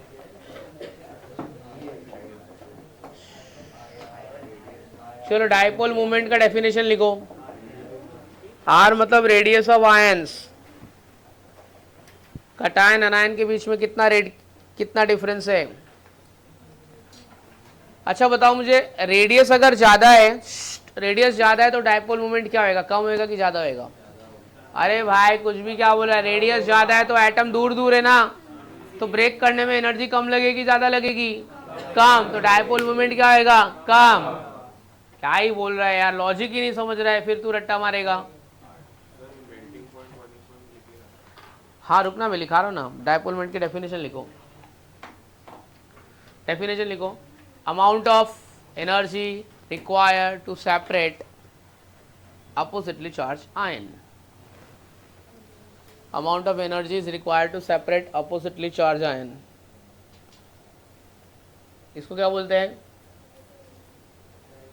dipole moment. Amount of energy required to separate opposite charge ion. ठीक है, amount of energy is required to separate opposite charge ion. समझो? फिर लिखो, dipole moment is directly proportional to MPVP. Dipole moment is directly proportional to MPVP. MPVP क्या होता है?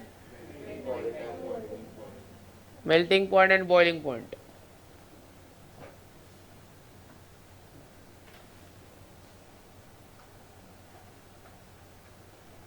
Next point, strength of dipole movement depends upon, किसके ऊपर depend करती है स्ट्रेंथ? हो गया वो, बोला उसको, क्या कर रहे हो? सो गया है क्या भाई? क्या हो गया? जा मुंह धो के आ जाओ, जा मुंह धो के आ और आगे आके बैठ। क्या तबीयत खराब है तेरी? कुछ मंगाया जाए, चाय पानी? मुंह धो के आ जा, एक बार फ्रेश हो के आ जा, जाओ, उसी बहाने थोड़ा घूमने को मिलेगा बाहर, जा। हाँ, क्या बोले अपन? Strength of dipole moment depends upon charge on ion, size of ion and ease of polarisation. क्या हुआ बेटा, सर दुख रहा है तेरा कि कुछ हुआ नहीं है, कंटाल आ रहा है? हाँ, जा खाना खा लिया रहेगा ना अभी तूने, बहुत एकदम ब्रेक में ठूस के। Size of ion, charge of ion and ease of polarization. Size of ion, charge on ion and ease of polarisation.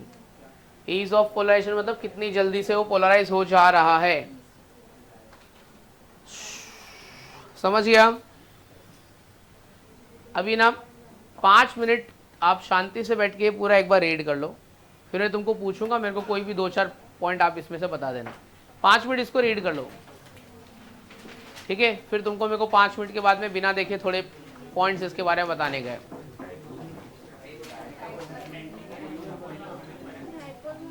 Melting point, boiling point में फर्क ये बच्चे को ही पूछना है कि सबको, कैसा सड़ेला सवाल है यार तेरा, पर तो भी सवाल तो पूछा है। मेल्टिंग पॉइंट, बॉइलिंग पॉइंट में फर्क क्या है? तू खड़ा हो जाओ। मेल्ट होना और बॉइल होना कुछ अलग अलग है कि सेम है?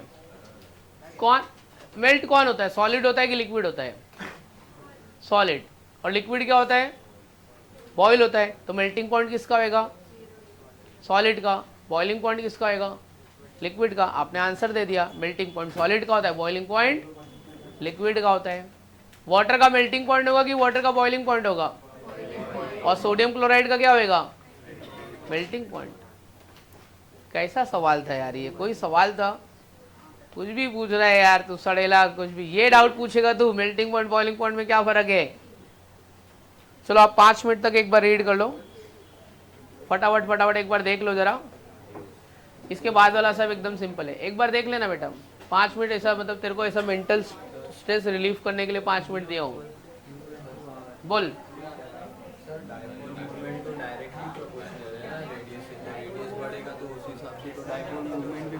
क्या बोल रहा है? डायपोल मूवमेंट डायरेक्टली प्रोपोर्शनल है रेडियस। ये दोनों के तो रेडियस बढ़ेगा तो डायपोल मूवमेंट भी बढ़ना चाहिए उस हिसाब से। तेरे पास एक छोटी सी लकड़ी है, बराबर है, और एक बड़ी लकड़ी है।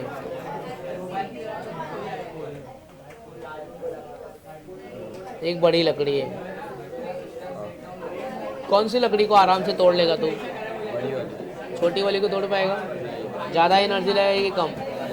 तो जब 2 एटम पास बनेगा तो उसको ब्रेक करने के लिए ज़्यादा एनर्जी लगता है। वही फॉर्मूला के हिसाब से तो वही अरे वो फॉर्मूला के हिसाब से क्यू भी तो है ना, ये मल्टीप्लाई होएगा, एक एक थोड़ी हो, दो चीजें हैं। साइज छोटा रहेगा तो चार्ज का कॉन्सेंट्रेशन ज्यादा होएगा ना, छोड़ेगा नहीं ना जल्दी।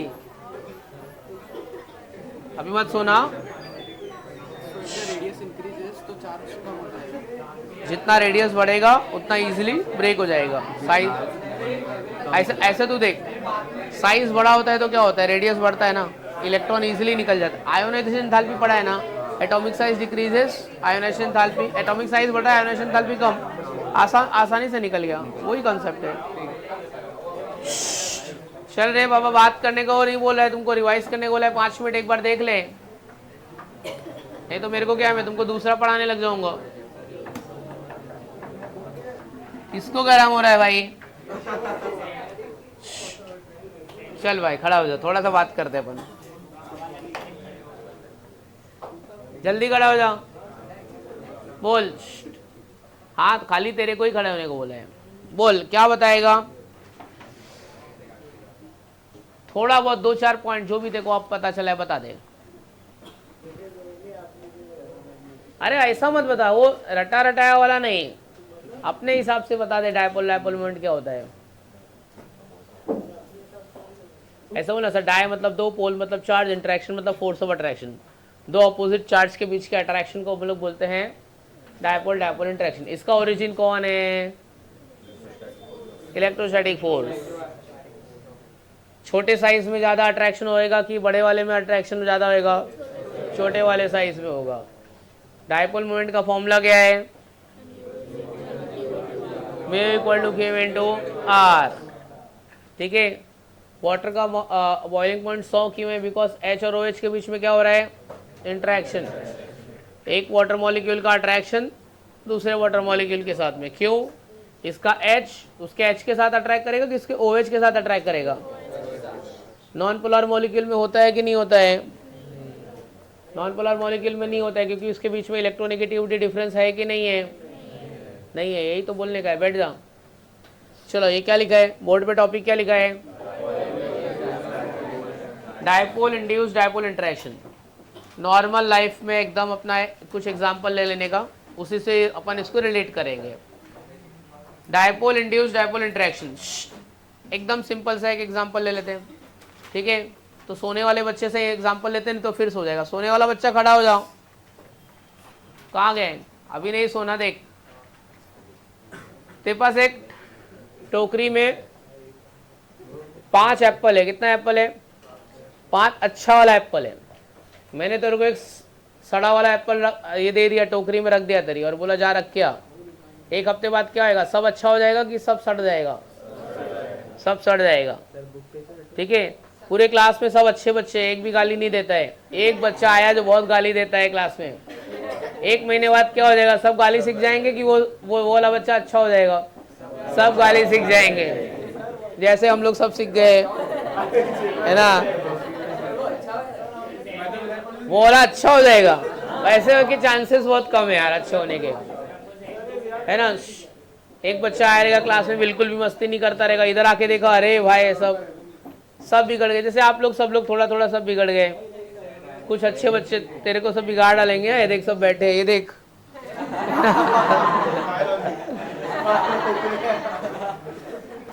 समझा? बस यही डायपोल डायपोल इंटरेक्शन है। एक और एग्जांपल लेते, बैठ जा। अभी क्या आएगा? चल तू बता। तूने बचपन में मैग्नेट वाला एक गेम और खेला रहेगा, मैं तेरे को बताता हूँ। पता नहीं तू खेला रहेगा कि नहीं खेला रहेगा।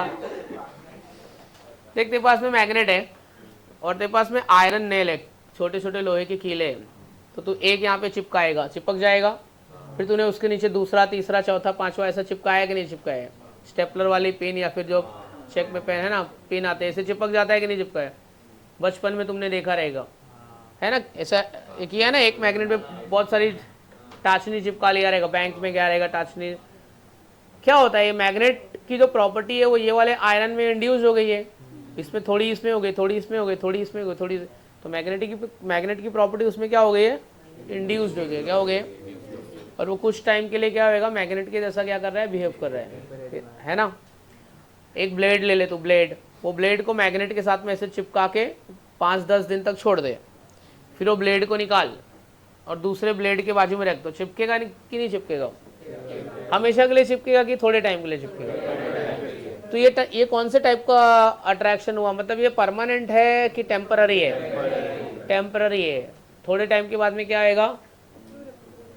थोड़े टाइम के बाद में क्या आएगा? खत्म हो जाएगा प्रॉपर्टी। तू एक अच्छा बच्चा था, तेरे को यहाँ पे लाके थोड़ा सा बेकार कर दिया, परमानेंट और तू परमानेंट हो गया। अब तू अच्छा होना नहीं चाहता है, तू ये वाली स्टेट को एंजॉय कर रहा है।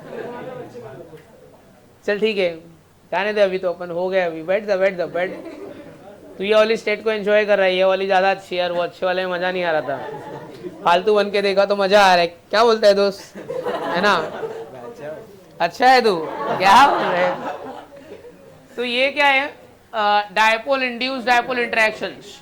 जैसे कि ये पहले इन जनरल बताऊंगा, फिर आपको एग्जांपल देके बताता हूं। मेरे पास पोलार मॉलिक्यूल है, ए भी एक इस टाइप का मॉलिक्यूल है, पोलार। पोलार मतलब चार्ज, पोलार का मतलब क्या होता है? चार्ज, ठीक है। नॉन पोलार मतलब नो चार्ज। इसके बाजू में मैं एक नॉन पोलार मॉलिक्यूल रख देता हूं, सी, बराबर। इसके बाजू में क्या रख दिया मैंने?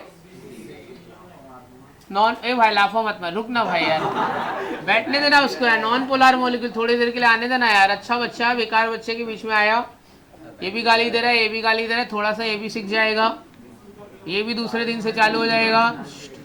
थोड़ा सा प्लस चार्ज आएगा, थोड़ा सा क्या आएगा? Minus charge. या तो थोड़ा पॉजिटिव आएगा, या तो थोड़ा क्या आएगा? Negative. So when polar molecule is placed along with a non-polar molecule, polarity of polar molecule is getting induced into non-polar molecule. इसकी जो polarity है वो इसमें induced हो जाएगी, हमेशा के लिए induced नहीं होगी। When it is placed away from non-polar molecule, जब इसको दूसरी एकदम दूर रख दिया या कुछ टाइम के बाद में इसको हटा दिया, तो जो पोलैरिटी आई रहेगी वो चली जाएगी ना, and again it becomes non polar. वापिस से क्या बन जाएगा? तो कुछ टाइम के लिए पोलैरिटी आ गई थी, बट अभी क्या हो गया? वो नॉन पोलर है। ये कौन से टाइप का इफेक्ट है? टेम्पररी की परमानेंट है? टेम्पररी। एग्जाम्पल मैंने तुमको दे ही दिया है, रियल लाइफ एग्जाम्पल भी तुमने देख लिया है। अब जैसे कि अपन एक एग्जाम्पल ले लेते हैं, बेंजीन। किसका एग्जाम्पल ले लेते हैं? बेंजीन नॉन पोलर है, कोई भी चार्ज इसमें नहीं है। इसका फॉर्मूला है C6H6। बेंजीन में कोई भी टाइप का चार्ज नहीं है, पूरी तरीके से ये क्या है? नॉन पोलर है। इसमें हमने पास कर दिया अमोनिया गैस। क्या पास कर दिया? Ammonia HNH2। अमोनिया पोलर है, प्लस माइनस, ये देख अमोनिया पोलर है, बरोबर है। तो अमोनिया गैस पास होने के बाद में बेंजीन में मैंने पास कर दिया अमोनिया गैस। क्या पास कर दिया?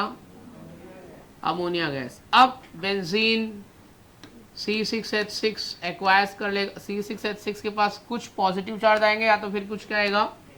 पार्शियल पॉजिटिव पार्शियल नेगेटिव, क्योंकि अमोनिया कैसा है? पोलर है। अमोनिया कैसा है? पोलर है। अमोनिया कैसा है? पोलर। मैंने हीट कर दिया, सोल्यूशन को हीट कर दिया, अमोनिया गैस निकल गया, अमोनिया निकल गया, अमोनिया चला गया, बेंजीन फिर से क्या बन गया? बेंजीन फिर से क्या बन गया? Non polar. क्या बन गया? बेंजीन फिर से। समझ में आ गया? डायपोल इंड्यूस्ड डायपोल इंटरेक्शन, कुछ टाइम के लिए पोलैरिटी क्या होगी? इंड्यूस्ड हो जाएगी। समझ में आया? कौन से टाइप का इफेक्ट है? टेम्पररी है कि परमानेंट है? टेम्पररी है। Understood? Is the method clear? तो ये क्या हो गया अपना डायपोल इंड्यूस्ड डायपोल इंटरेक्शन। ये मैं आपको कुछ नहीं बताऊंगा, आप अपने हिसाब से लिख दीजिए। चलो लिख दो, अपने हिसाब से लिख दो। चलो, डायपोल इंड्यूस्ड डायपोल इंटरेक्शन अपने हिसाब से विथ एग्जांपल लिखो आप। चलो, बेंजीन और अमोनिया का एग्जांपल।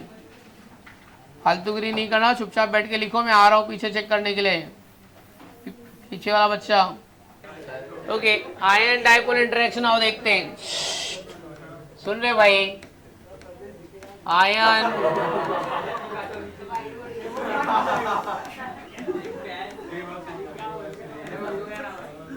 बस बस दोस्त बस। Ion dipole interaction. चलो अब एक सोडियम क्लोराइड सबके पास है, सबने सोडियम क्लोराइड देखा है ना बचपन में, अभी तो यूज़ नहीं करते हो ना, बचपन में अभी सोडियम क्लोराइड यूज़ करते हैं, ठीक है। सोडियम क्लोराइड को पानी में डालेंगे तो क्या होएगा बताइए, इलेक्ट्रिसिटी कंडक्ट करेगा कि नहीं करेगा, है ना। सोडियम क्लोराइड मालूम है, पानी मालूम है, ये मालूम है कि सोडियम को पानी में डाल दिया है तो सोडियम क्या होएगा, आयोनाइज हो जाएगा सोडियम क्लोराइड, बराबर है। अच्छा, जो मैंने सोडियम क्लोराइड 1 किलो नमक ले लिया, उसमें इलेक्ट्रिक करंट पास करो तो पास होगा। Solid sodium chloride will conduct electricity, no, because ion present नहीं है, एक गलत आंसर है। Because there is no free ion, because there is no ion है, बट वो फ्री आयंस है क्या, उसमें नहीं है। और सोडियम क्लोराइड के एक्वियस सोल्यूशन में फ्री आयंस है, बरोबर। यहां तक स्टोरी समझ में आ गई। क्या स्टोरी है अपनी कि सोडियम क्लोराइड को मैंने कहां डाल दिया है बाबू, कहां डाल दिया है, पानी में डाल दिया है। अभी देखो, ये सोडियम क्लोराइड पानी में आ गया, पानी के पास एक एनर्जी है, वो एनर्जी से पानी क्या करता है, सोडियम क्लोराइड को तोड़ देता है। एनर्जी को बोलते हैं हाइड्रेशन एनर्जी। क्या बोलते हैं, तो पानी में बहुत सारा सोडियम आयन, बहुत सारा क्लोराइड आयन चला गया। यहाँ तक स्टोरी, इसके बाद मेन चीज बताने को स्टार्ट करता हूँ मैं। अब ना sodium and chloride, just imagine करो कि मतलब पानी में क्या प्रेजेंट है, सोडियम, मतलब इस सोडियम आयन के चारों बाजू में पानी पानी, और क्लोराइड आयन के चारों बाजू में क्या होएगा, पानी पानी। एक सोडियम और एक क्लोराइड आयन के बाजू में वाटर के 6 मॉलिक्यूल्स होते हैं। कितने होते हैं, हाँ, each sodium and chloride ions are surrounded by 6 moles of water. एक के बाजू में कितना है, 6, ऐसे 6 × 10⁻23 एक मोल में होते हैं, तो ये तो बहुत सारा रहेगा। तो सोडियम और क्लोराइड क्या होएगा, 6 आयंस इसके बाजू बाजू में रहेंगे, ठीक है। अपन क्लोराइड आयन भी ले लेते हैं। और आपको ना ये डायग्राम देख के ना कुछ समझना है, मैं कुछ नहीं बोलूंगा, मैं सिर्फ ऐसा लिख दूंगा और आपको अपना दिमाग लगा के समझना है। आप एकदम समझ जाते हो, समझने में बहुत फास्ट हो तुम लोग। तो ये सोडियम है ना, जो नहीं बोलता हूँ वो भी समझ जाता है, तो डबल मीनिंग समझ जाता है, ट्रिपल मीनिंग समझ जाता है, तो ये तो समझ ही लेगा। अभी ये तू समझाएगा मेरे को, ठीक है। वाटर से इंटरेक्ट हो रहा है। अब आपको ये समझना है कि किस तरीके से सोडियम और क्लोरीन वाटर से इंटरेक्ट हो रहा है, और दोनों के इंटरेक्शन में क्या अलग है, दोनों के इंटरेक्शन में डिफरेंट क्या है, और दोनों के इंटरेक्शन में सेम क्या है। चलो आओ देखते हैं। सोडियम पानी से कुछ इस तरीके से इंटरेक्ट होगा, ठीक है, और क्लोरीन पानी से कुछ इस तरीके से इंटरेक्ट होगा। दोनों के इंटरेक्शन को आप देखो और समझो कि ये क्या फालतूगिरी कर रहा है यार, क्या है ये, ऐसे कैसे इंटरेक्ट हो रहा है। कुछ समझना है आपको, क्या है, कुछ तो फर्क है दोनों के इंटरेक्शन में, same same but not same, same same but different. हाँ चल भाई, क्या फर्क है दोनों के अट्रैक्शन में, बोल दोस्त, बोल जल्दी। क्या बोलती है पब्लिक, बोलो चलो। हाँ, क्या फर्क है दोनों में, बोलो ना, सही बोल रहे हैं। हाँ, सोडियम के केस में सोडियम वाटर के कौन से एटम से इंटरेक्ट हो रहा है, ओ बोल दो ना, ऑक्सीजन से इंटरेक्ट हो रहा है, ठीक है। और क्लोरीन के केस में वो वाटर के कौन से किससे इंटरेक्ट हो रहा है, एच से। तो एक एच से इंटरेक्ट हो रहा है और एक ओ से इंटरेक्ट हो रहा है। सीधी सीधी बात है कि सोडियम को चार्ज कौन सा है, पॉजिटिव, और क्लोरीन को चार्ज कौन सा है, नेगेटिव। तो सोडियम पॉजिटिव वाला नेगेटिव के साथ इंटरेक्ट होगा, नेगेटिव वाला पॉजिटिव के साथ होगा, बराबर ना, सही बात है, ये समझ गए। अब बताना आपको ये है कि कौन सा इंटरेक्शन ज़्यादा है और कौन सा कम है। क्या दोनों सेम है, क्या दोनों के बीच का अट्रैक्शन सेम है, कि दोनों में से कौन ज़्यादा है कौन कम है, आपको बताना है। बताइए चलो। सोडियम का ऑक्सीजन के साथ ज़्यादा है कि क्लोरीन का हाइड्रोजन के साथ ज़्यादा है,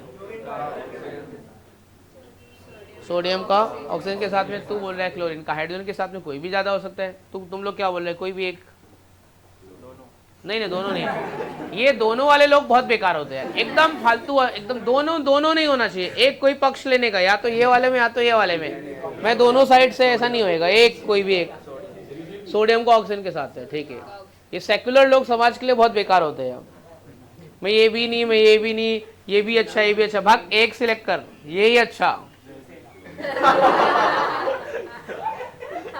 ठीक है। सोडियम का ऑक्सीजन के साथ में इंटरेक्शन ज्यादा है, ऐसा ये वाला बच्चा बोल रहा है। तू क्या बोलता है दोस्त? सेम इसका दोस्त है ना। चलो तुम लोग क्या बोलते हो? सोडियम ऑक्सीजन की क्या क्या बोलते हो बच्चे? अरे कुछ भी दूसरा बोलना, फेंकना, ऐसा कौन बोला तेरे को यही बोलने को? क्या बोलते हैं? सोडियम का ऑक्सीजन। अरे लेकिन क्यों यार? चल राइट आंसर है, क्यों? सही है, आंसर आपका सही है, लेकिन क्यों? लेकिन वो बताओ क्या बोलते हैं? सोडियम का ऑक्सीजन के साथ में इंटरेक्शन ज्यादा है as compare to hydrogen and chlorine, but why? क्यों? सोडियम का चार्ज +2 है और O2 का -2 है, ये कोई रीजन नहीं हुआ। पहले तो सोडियम का चार्ज +2 भी नहीं होता है। तेरे दिमाग में जो भी कुछ आएगा मस्त फेंक रही है बैठे बैठे। सोडियम का +2 चार्ज, ये कुछ भी नया आया है गांव से, इसको कुछ बोल। ये नया टीचर है, इनको मालूम नहीं है सोडियम +2 चार्ज। अबे क्या बोल रही है यार ये? हाँ वही वही, इधर बोल नहीं सकता ना, वही।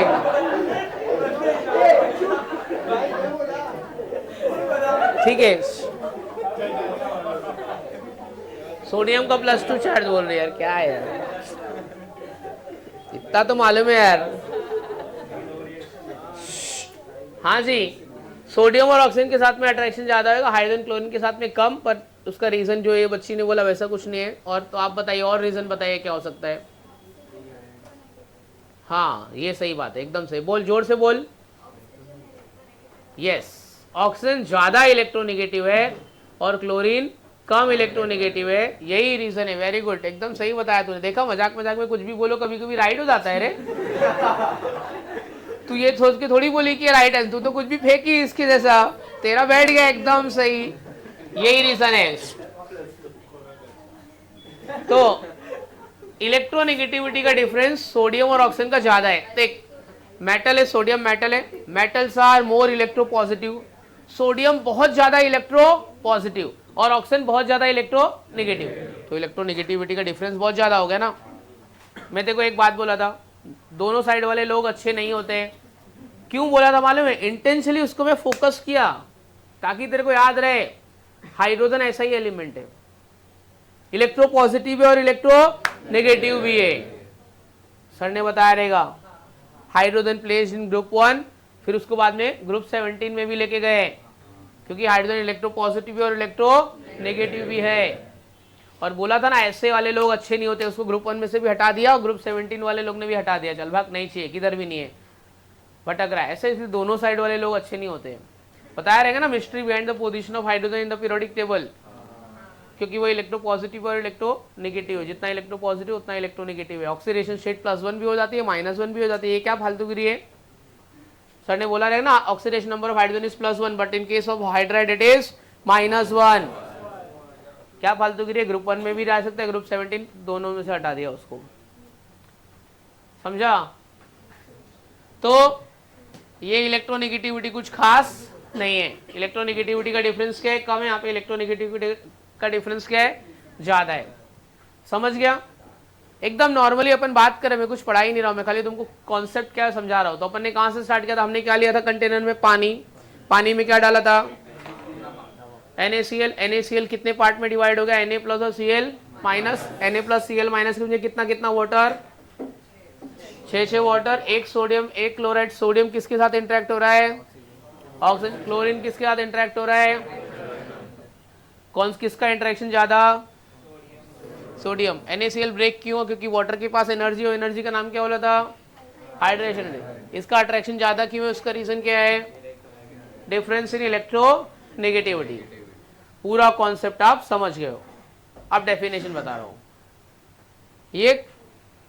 ये कटायन है और ये अनायन है। कटायन है और अनायन, तो दोनों को कॉमनली हम लोग बोलेंगे आयन। क्या बोलेंगे कॉमनली? किसके साथ इंटरेक्ट हो रहा है? वाटर के साथ। वाटर में क्या है? डायपोल मूवमेंट है। क्या है वाटर के साथ में? आयन डायपोल कंपाउंड के साथ अट्रैक्ट हो रहा है, आयन डायपोल कंपाउंड के साथ में अट्रैक्ट हो रहा है, इसके लिए इंटरेक्शन को क्या बोला है, आयन डायपोल इंटरेक्शन। खत्म हो गया स्टोरी, समझ में आया। तो why it is said to be ion dipole interaction, because force of attraction exists between cation और anion with opposite charge side of a dipole molecule। ये डायपोल मॉलिक्यूल के साथ में अपोजिटली चार्ज कटायन अनायन क्या होगा, अट्रैक्ट होगा। इसी को क्या बोला है, आयन डायपोल इंटरेक्शन। मतलब ये जो आयन बोल रहा हूँ, ये आयन मतलब मेरे एग्जांपल में कौन है, Na+Cl-। मेरे एग्जांपल में डायपोल कौन है, वाटर, इनके बीच में अट्रैक्शन, इसी को क्या बोलते हैं, आयन डायपोल इंटरेक्शन। समझ में आ गया। इसमें कुछ रटने वाली बात नहीं है, सब तुमको आता है, सब आंसर तुमने ही दिया है, मैंने खाली इकट्ठा किया आपका इन्फॉर्मेशन, समझा, समझ गया आपका। Is the method clear. चलो डेफिनेशन लिख लेते हैं, लिखो। Ion dipole interactions, force of attraction exists between cation or anion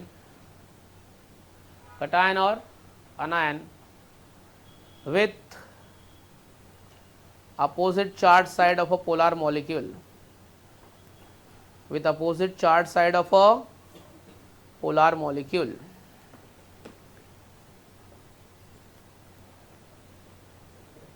with opposite charge side of a polar molecule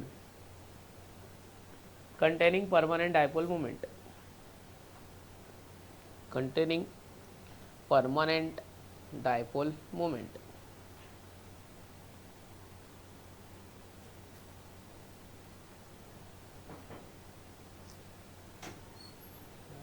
दो कप देना।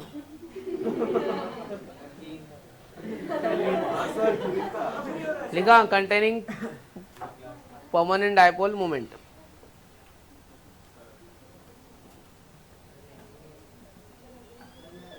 आजा एक पी ले, चल सोने का नहीं, 10 रुपया लेके आ। पीता है चाय कि नहीं पीता है, नहीं पीता है।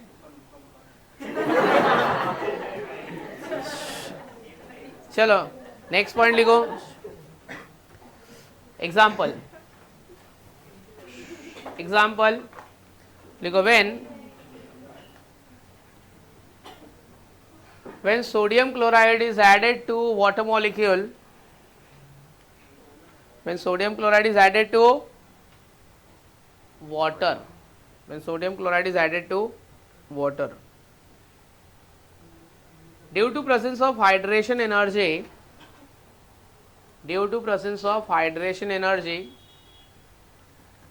it gives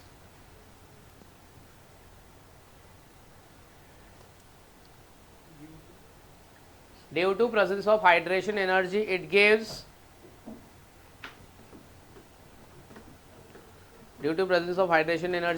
Na plus, due to presence of hydration energy it gives Na plus and Cl minus ion, Na plus and Cl minus ion. Each ions are surrounded by 6 molecules of water. Each ions are surrounded by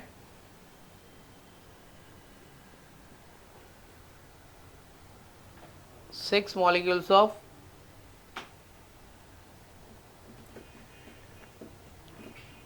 water. बराबर है।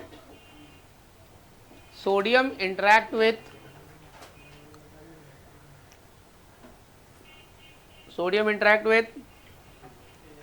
oxygen, whereas chlorine interact with hydrogen।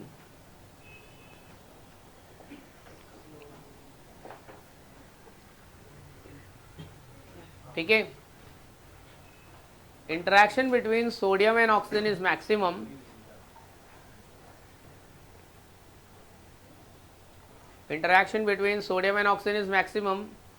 as compared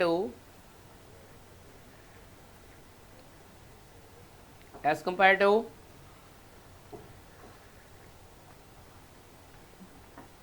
क्या बोलो,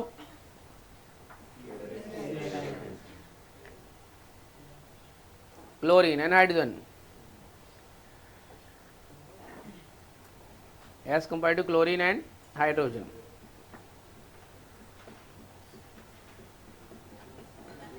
due to difference in electronegativity, due to difference in electronegativity, due to difference in electronegativity.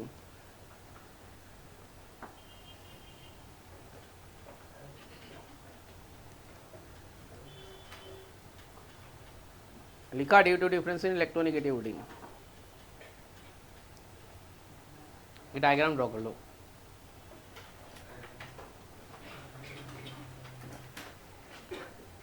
तुम लोग इधर से जाके रोज एक बार ये सब लिख रहे हो कि नहीं लिख रहे हो? तो ये सब लिखना पड़ेगा, तुमको याद रहना पड़ेगा, सब जितना लिखेगा उतना याद रहेगा। नहीं तो एक दिन ऐसा आएगा तो बोलेगा अरे सिलेबस तो खत्म हो गया पर मेरे को तो कुछ नहीं आता है, मैं तो गोबर ही हूँ अभी तक, सर आपका पढ़ा के हो गया, हमारा कुछ नहीं हुआ। तो चीज़ों को समझ, कॉन्सेप्ट से समझ, लॉजिक लगा उसमें, कुछ भी रटना नहीं है, सब समझना है। थोड़े एमसीक्यूज में भेज रहा हूँ प्रीति मैडम को। भेजा है क्या तुमको केमिकल बॉन्डिंग का? आज मैं भेजवाता हूँ, थोड़ा कुछ भेजा है क्या? तो मैं ना एमसीक्यूज आपको भेजवा रहा हूँ। प्रीति मैडम को जाना, उनको एसएमएस करना, विवेक सर का ये केमिकल बॉन्डिंग का एमसीक्यूज भेजो। मैंने उनको भेज के रखा है ऑलरेडी, तो मैं भी बोल देता हूँ, तुम भी ले लेना और जितना हो सकता है ना उतना सॉल्व करना।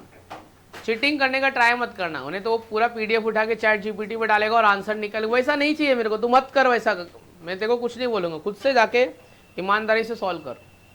और जो नहीं आता है वो डाउट लेके आने का, सर ये क्या है, ये तो नहीं आ रहा है, बताओ ज़रा इसमें। बाकी बच्चे आते हैं डाउट पूछते, तो तुम भी ज़रा स्टार्ट करो ज़रा। तो तुम लोग किसके साथ में डिस्कस करेगी? कोई तेरा ग्रुप रहेगा ना ऐसा व्हाट्सएप पे, तुम्हारा कोई अनऑफिशियल ग्रुप बना रहेगा ना? और इतने सारे बच्चे हो तुम लोग, अनऑफिशियल ग्रुप बनाए नहीं अभी तक अपना? बनाए रहोगे ना? अरे वो बहुत ज़्यादा अनऑफिशियल हो गए रे, उसकी बात नहीं कर रहे हैं।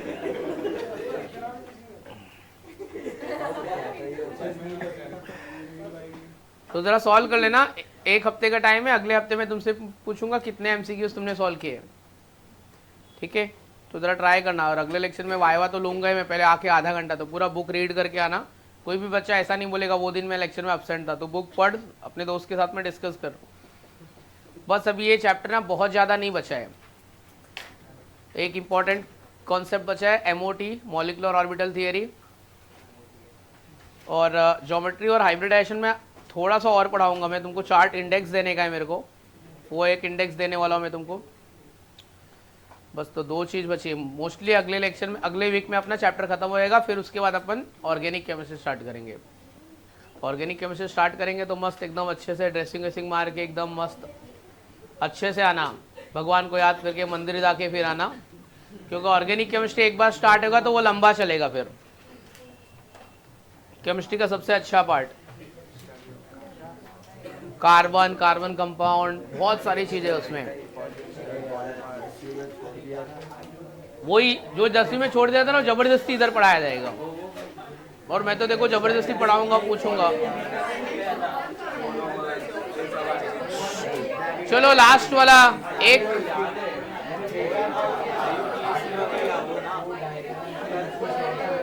एक बाकी है अभी, एक अट्रैक्शन बाकी है, लास्ट का एक बाकी है। देखो नहीं, van der Waals force, London dispersion force, hydrogen bonding बड़ा है, वो अगले साल, अगले बार करेंगे। अगले साल में तो वो हर साल करना ही है, हाइड्रोजन बॉन्डिंग आएगा ही। लिख दो London dispersion force, London dispersion force.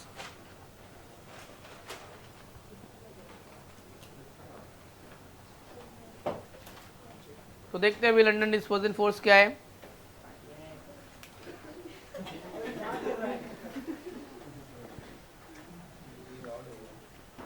तो लंदन डिस्पर्जन फोर्स क्या होता है वो देखते हैं।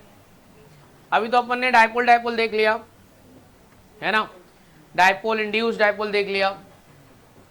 तो ये सब अट्रैक्शन देख के अपने को क्या पता चला कि दो अपोजिट चार्ज वाले आपस में क्या होते हैं, अट्रैक्ट करते हैं, है ना। अभी जैसे तू पटाएगा तो लड़की बताएगा, है ना, बॉयफ्रेंड तो बना नहीं लेगा, गर्लफ्रेंड बॉयफ्रेंड होता है ना। बट अंदर अंदर जो नहीं अट्रैक्ट होते ना, वो भी अट्रैक्ट होते हैं। हाँ, जिसमें हम सोच रहे हैं कि अट्रैक्शन नहीं होता है, जिसमें हम सोच रहे हैं अट्रैक्शन नहीं होता है, उसमें भी अट्रैक्शन होता है।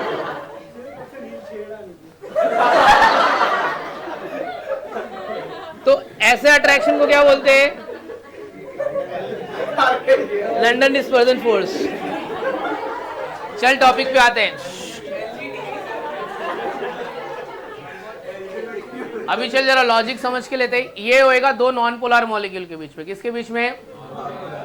पर ये बहुत ज्यादा नहीं होता है, ये अट्रैक्शन क्या होता है, बहुत कम होता है, लेकिन हो जाता है। जैसे कि अपन ऐसा रियल लाइफ में एग्जांपल, जो तू बोल रहा है वो भी, हाँ ठीक है, वो वाला भी है, ठीक है। ये गर्लफ्रेंड बना रहा है, तू बॉयफ्रेंड बना रहा है, क्या है, पर ठीक है, थोड़ा अट्रैक्शन है, लेकिन कोई बात नहीं। अभी देख लेते एक एग्जांपल, रियल लाइफ एग्जांपल देख लेते हैं क्या है। देख, अभी जैसे कि आपकी बुक में पेज है, कभी कभी तुमने जल्दी से पेज पलट या 2 पेज चिपक जाते हैं, तो तुम्हारा एक पेज छूट जाता है, तुम यहाँ पे लिख देते हो। ऐसा हुआ है अपने साथ में लाइफ में। और तुमने देखा है, जब पैसे गिनते टाइम में वो सब पानी लगा के ऐसे गिनते, थूक लगा के गिनेगा, लिक्विड लगा के, क्योंकि 2 नोट चिपकने का चांसेस बहुत सारा रहता है ना, बहुत चांसेस रहता है। तो वो 2, जैसे एक पेज 2 पेज आपस में चिपक गए, या बुक मेरी वैसे वो पुरानी हो गई, एक बुक दूसरे के साथ चिपक जाती है, एक पेजेस दूसरे के साथ चिपक जाता है ना, तो वो क्या है, अपना वैंडरवाल फोर्स है। क्या है? कुछ दोनों के बीच में कुछ थोड़ा बहुत फोर्स ऑफ अट्रैक्शन है। अब वो फोर्स ऑफ अट्रैक्शन कैसे डेवलप हुआ वो देखने का है। तू भी लड़का, वो भी लड़का, दोनों बॉयफ्रेंड बना लिया, कहीं से तो कुछ तो फोर्स ऑफ अट्रैक्शन डेवलप हुआ है। अब वो देखते हैं, कुछ भी हुआ रहेगा। मान लिया तूने कुछ एज्यूम कर लिया रहेगा, चल देखते आजा बेटा, चल देखते समझते। अभी तक तो मजाक में ले रहे थे, पर अभी आ जाते। किसके बीच में होगा? 2 नॉन पोलर। नॉन पोलर मतलब नो चार्ज। नॉन पोलर मतलब क्या? नो चार्ज, ठीक है। कोई भी किसी भी टाइप का चार्ज नहीं है, तो भी क्या है, अट्रैक्शन हो गया। कहां से हो गया मालूम नहीं, ठीक है। ये मेरे पास एक नॉन पोलर ये मॉलिक्यूल हो गया, ठीक है, और मैं एक ले लेता हूँ दूसरा नॉन पोलर मॉलिक्यूल। दोनों मॉलिक्यूल आजू बाजू में रखा है, बरोबर है। आजू बाजू में रखने की वजह से ही होएगा, बाजू बाजू में ही होगा। दूर रखेंगे तो होएगा क्या? नहीं, बाजू बाजू में रखा है। हमको लगा है कि ये नॉन पोलर है, नहीं चिपकेंगे, बड़े चिपक गए। अब ऐसा क्यों हुआ, चलो देखते क्यों हुआ, देखते। पानी का बोतल दे देना मेरे को, 2 पानी का ट्रांसपेरेंट बोतल देना, आधा भरा हुआ, आधा भरा हुआ, नहीं पानी, हाँ, और एक दे देना। देख, चार्ज तो नहीं है, पॉजिटिव, एक और दे देना नजर, नहीं तो समझेगा नहीं। फिर ये समझा दूंगा, बस समझ जाएगा, फिर बस उसके बाद घर जाने का है। ये देख, चार्ज नहीं है, कटायन अनायन तो नहीं है। अभी फालतूगिरी मत करना, अभी कॉन्सेप्ट समझा रहा हूं। कोई भी चार्ज नहीं है, कटायन अनायन है क्या? नहीं है। बट हर एक एटम में, हर एक मॉलिक्यूल में इलेक्ट्रॉन तो होता है ना, बरोबर है। ये पूरा इसका इलेक्ट्रॉन इक्वली डिस्ट्रीब्यूट है, बरोबर है। सब जगह पे इक्वली डिस्ट्रीब्यूट इलेक्ट्रॉन है, इसका भी इलेक्ट्रॉन क्या है, इक्वली डिस्ट्रीब्यूटेड है। प्रोटॉन का कोई काम नहीं, क्योंकि वो न्यूक्लियस के अंदर रहता है, उसमें कुछ नहीं होने वाला है। तो इसका इलेक्ट्रॉन इक्वली डिस्ट्रीब्यूटेड है, नॉन पोलर है। अपन बोलते हैं ना, atoms are electrically neutral because charges are well balanced. कभी ऐसा नहीं बोला एटम इज न्यूट्रल, बोला ना तो ये गलत है। एटम इज इलेक्ट्रिकली न्यूट्रल, सही चीज क्या है? हाँ, because charges are well balanced.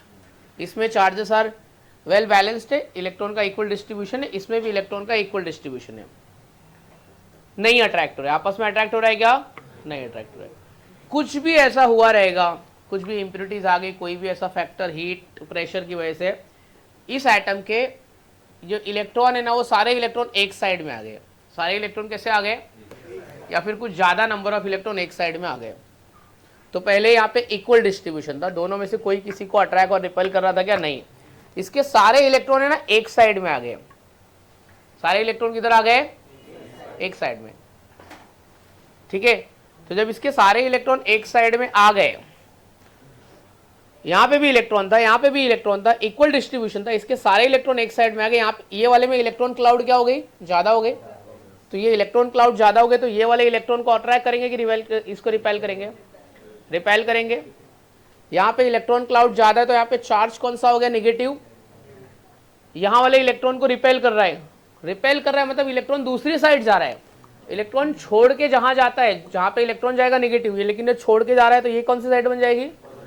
ये पॉजिटिव बन गई। और ये कौन सी साइड है मेरी? तो जिसकी वजह से थोड़ा सा क्या होगा? Attraction develop. इस प्रोसेस को बोलते हैं इलेक्ट्रॉन डिस्टॉर्शन। क्या बोलते हैं?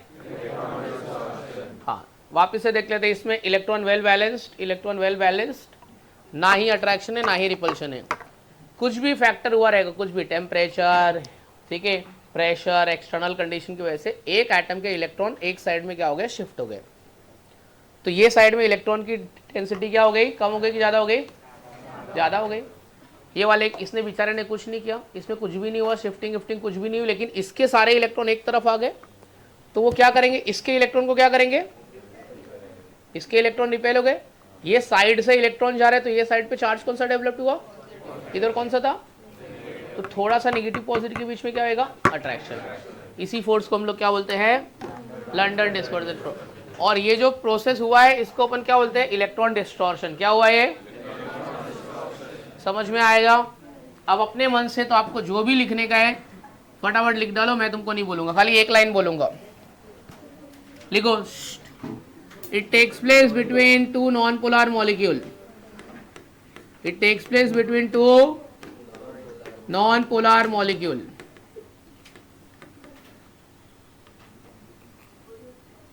It takes place between two non-polar molecules due to electron distortion. Due to electron distortion. Due to electron distortion. It is a weak force of attraction. It is a weak force of attraction. It is a weak force of attraction. It is also known as Van der Waals force और London dispersion force. ठीक है, इसका क्या नाम है? Van der Waals force and London dispersion force. चलो अभी explanation आप अपने हिसाब से लिख दो।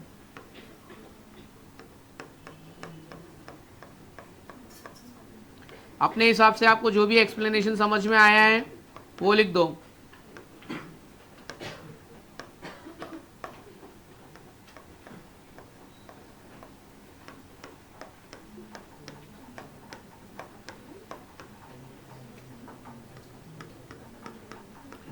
चलो आपको जो भी अपने हिसाब से लिखने का है वो लिख दो। चलो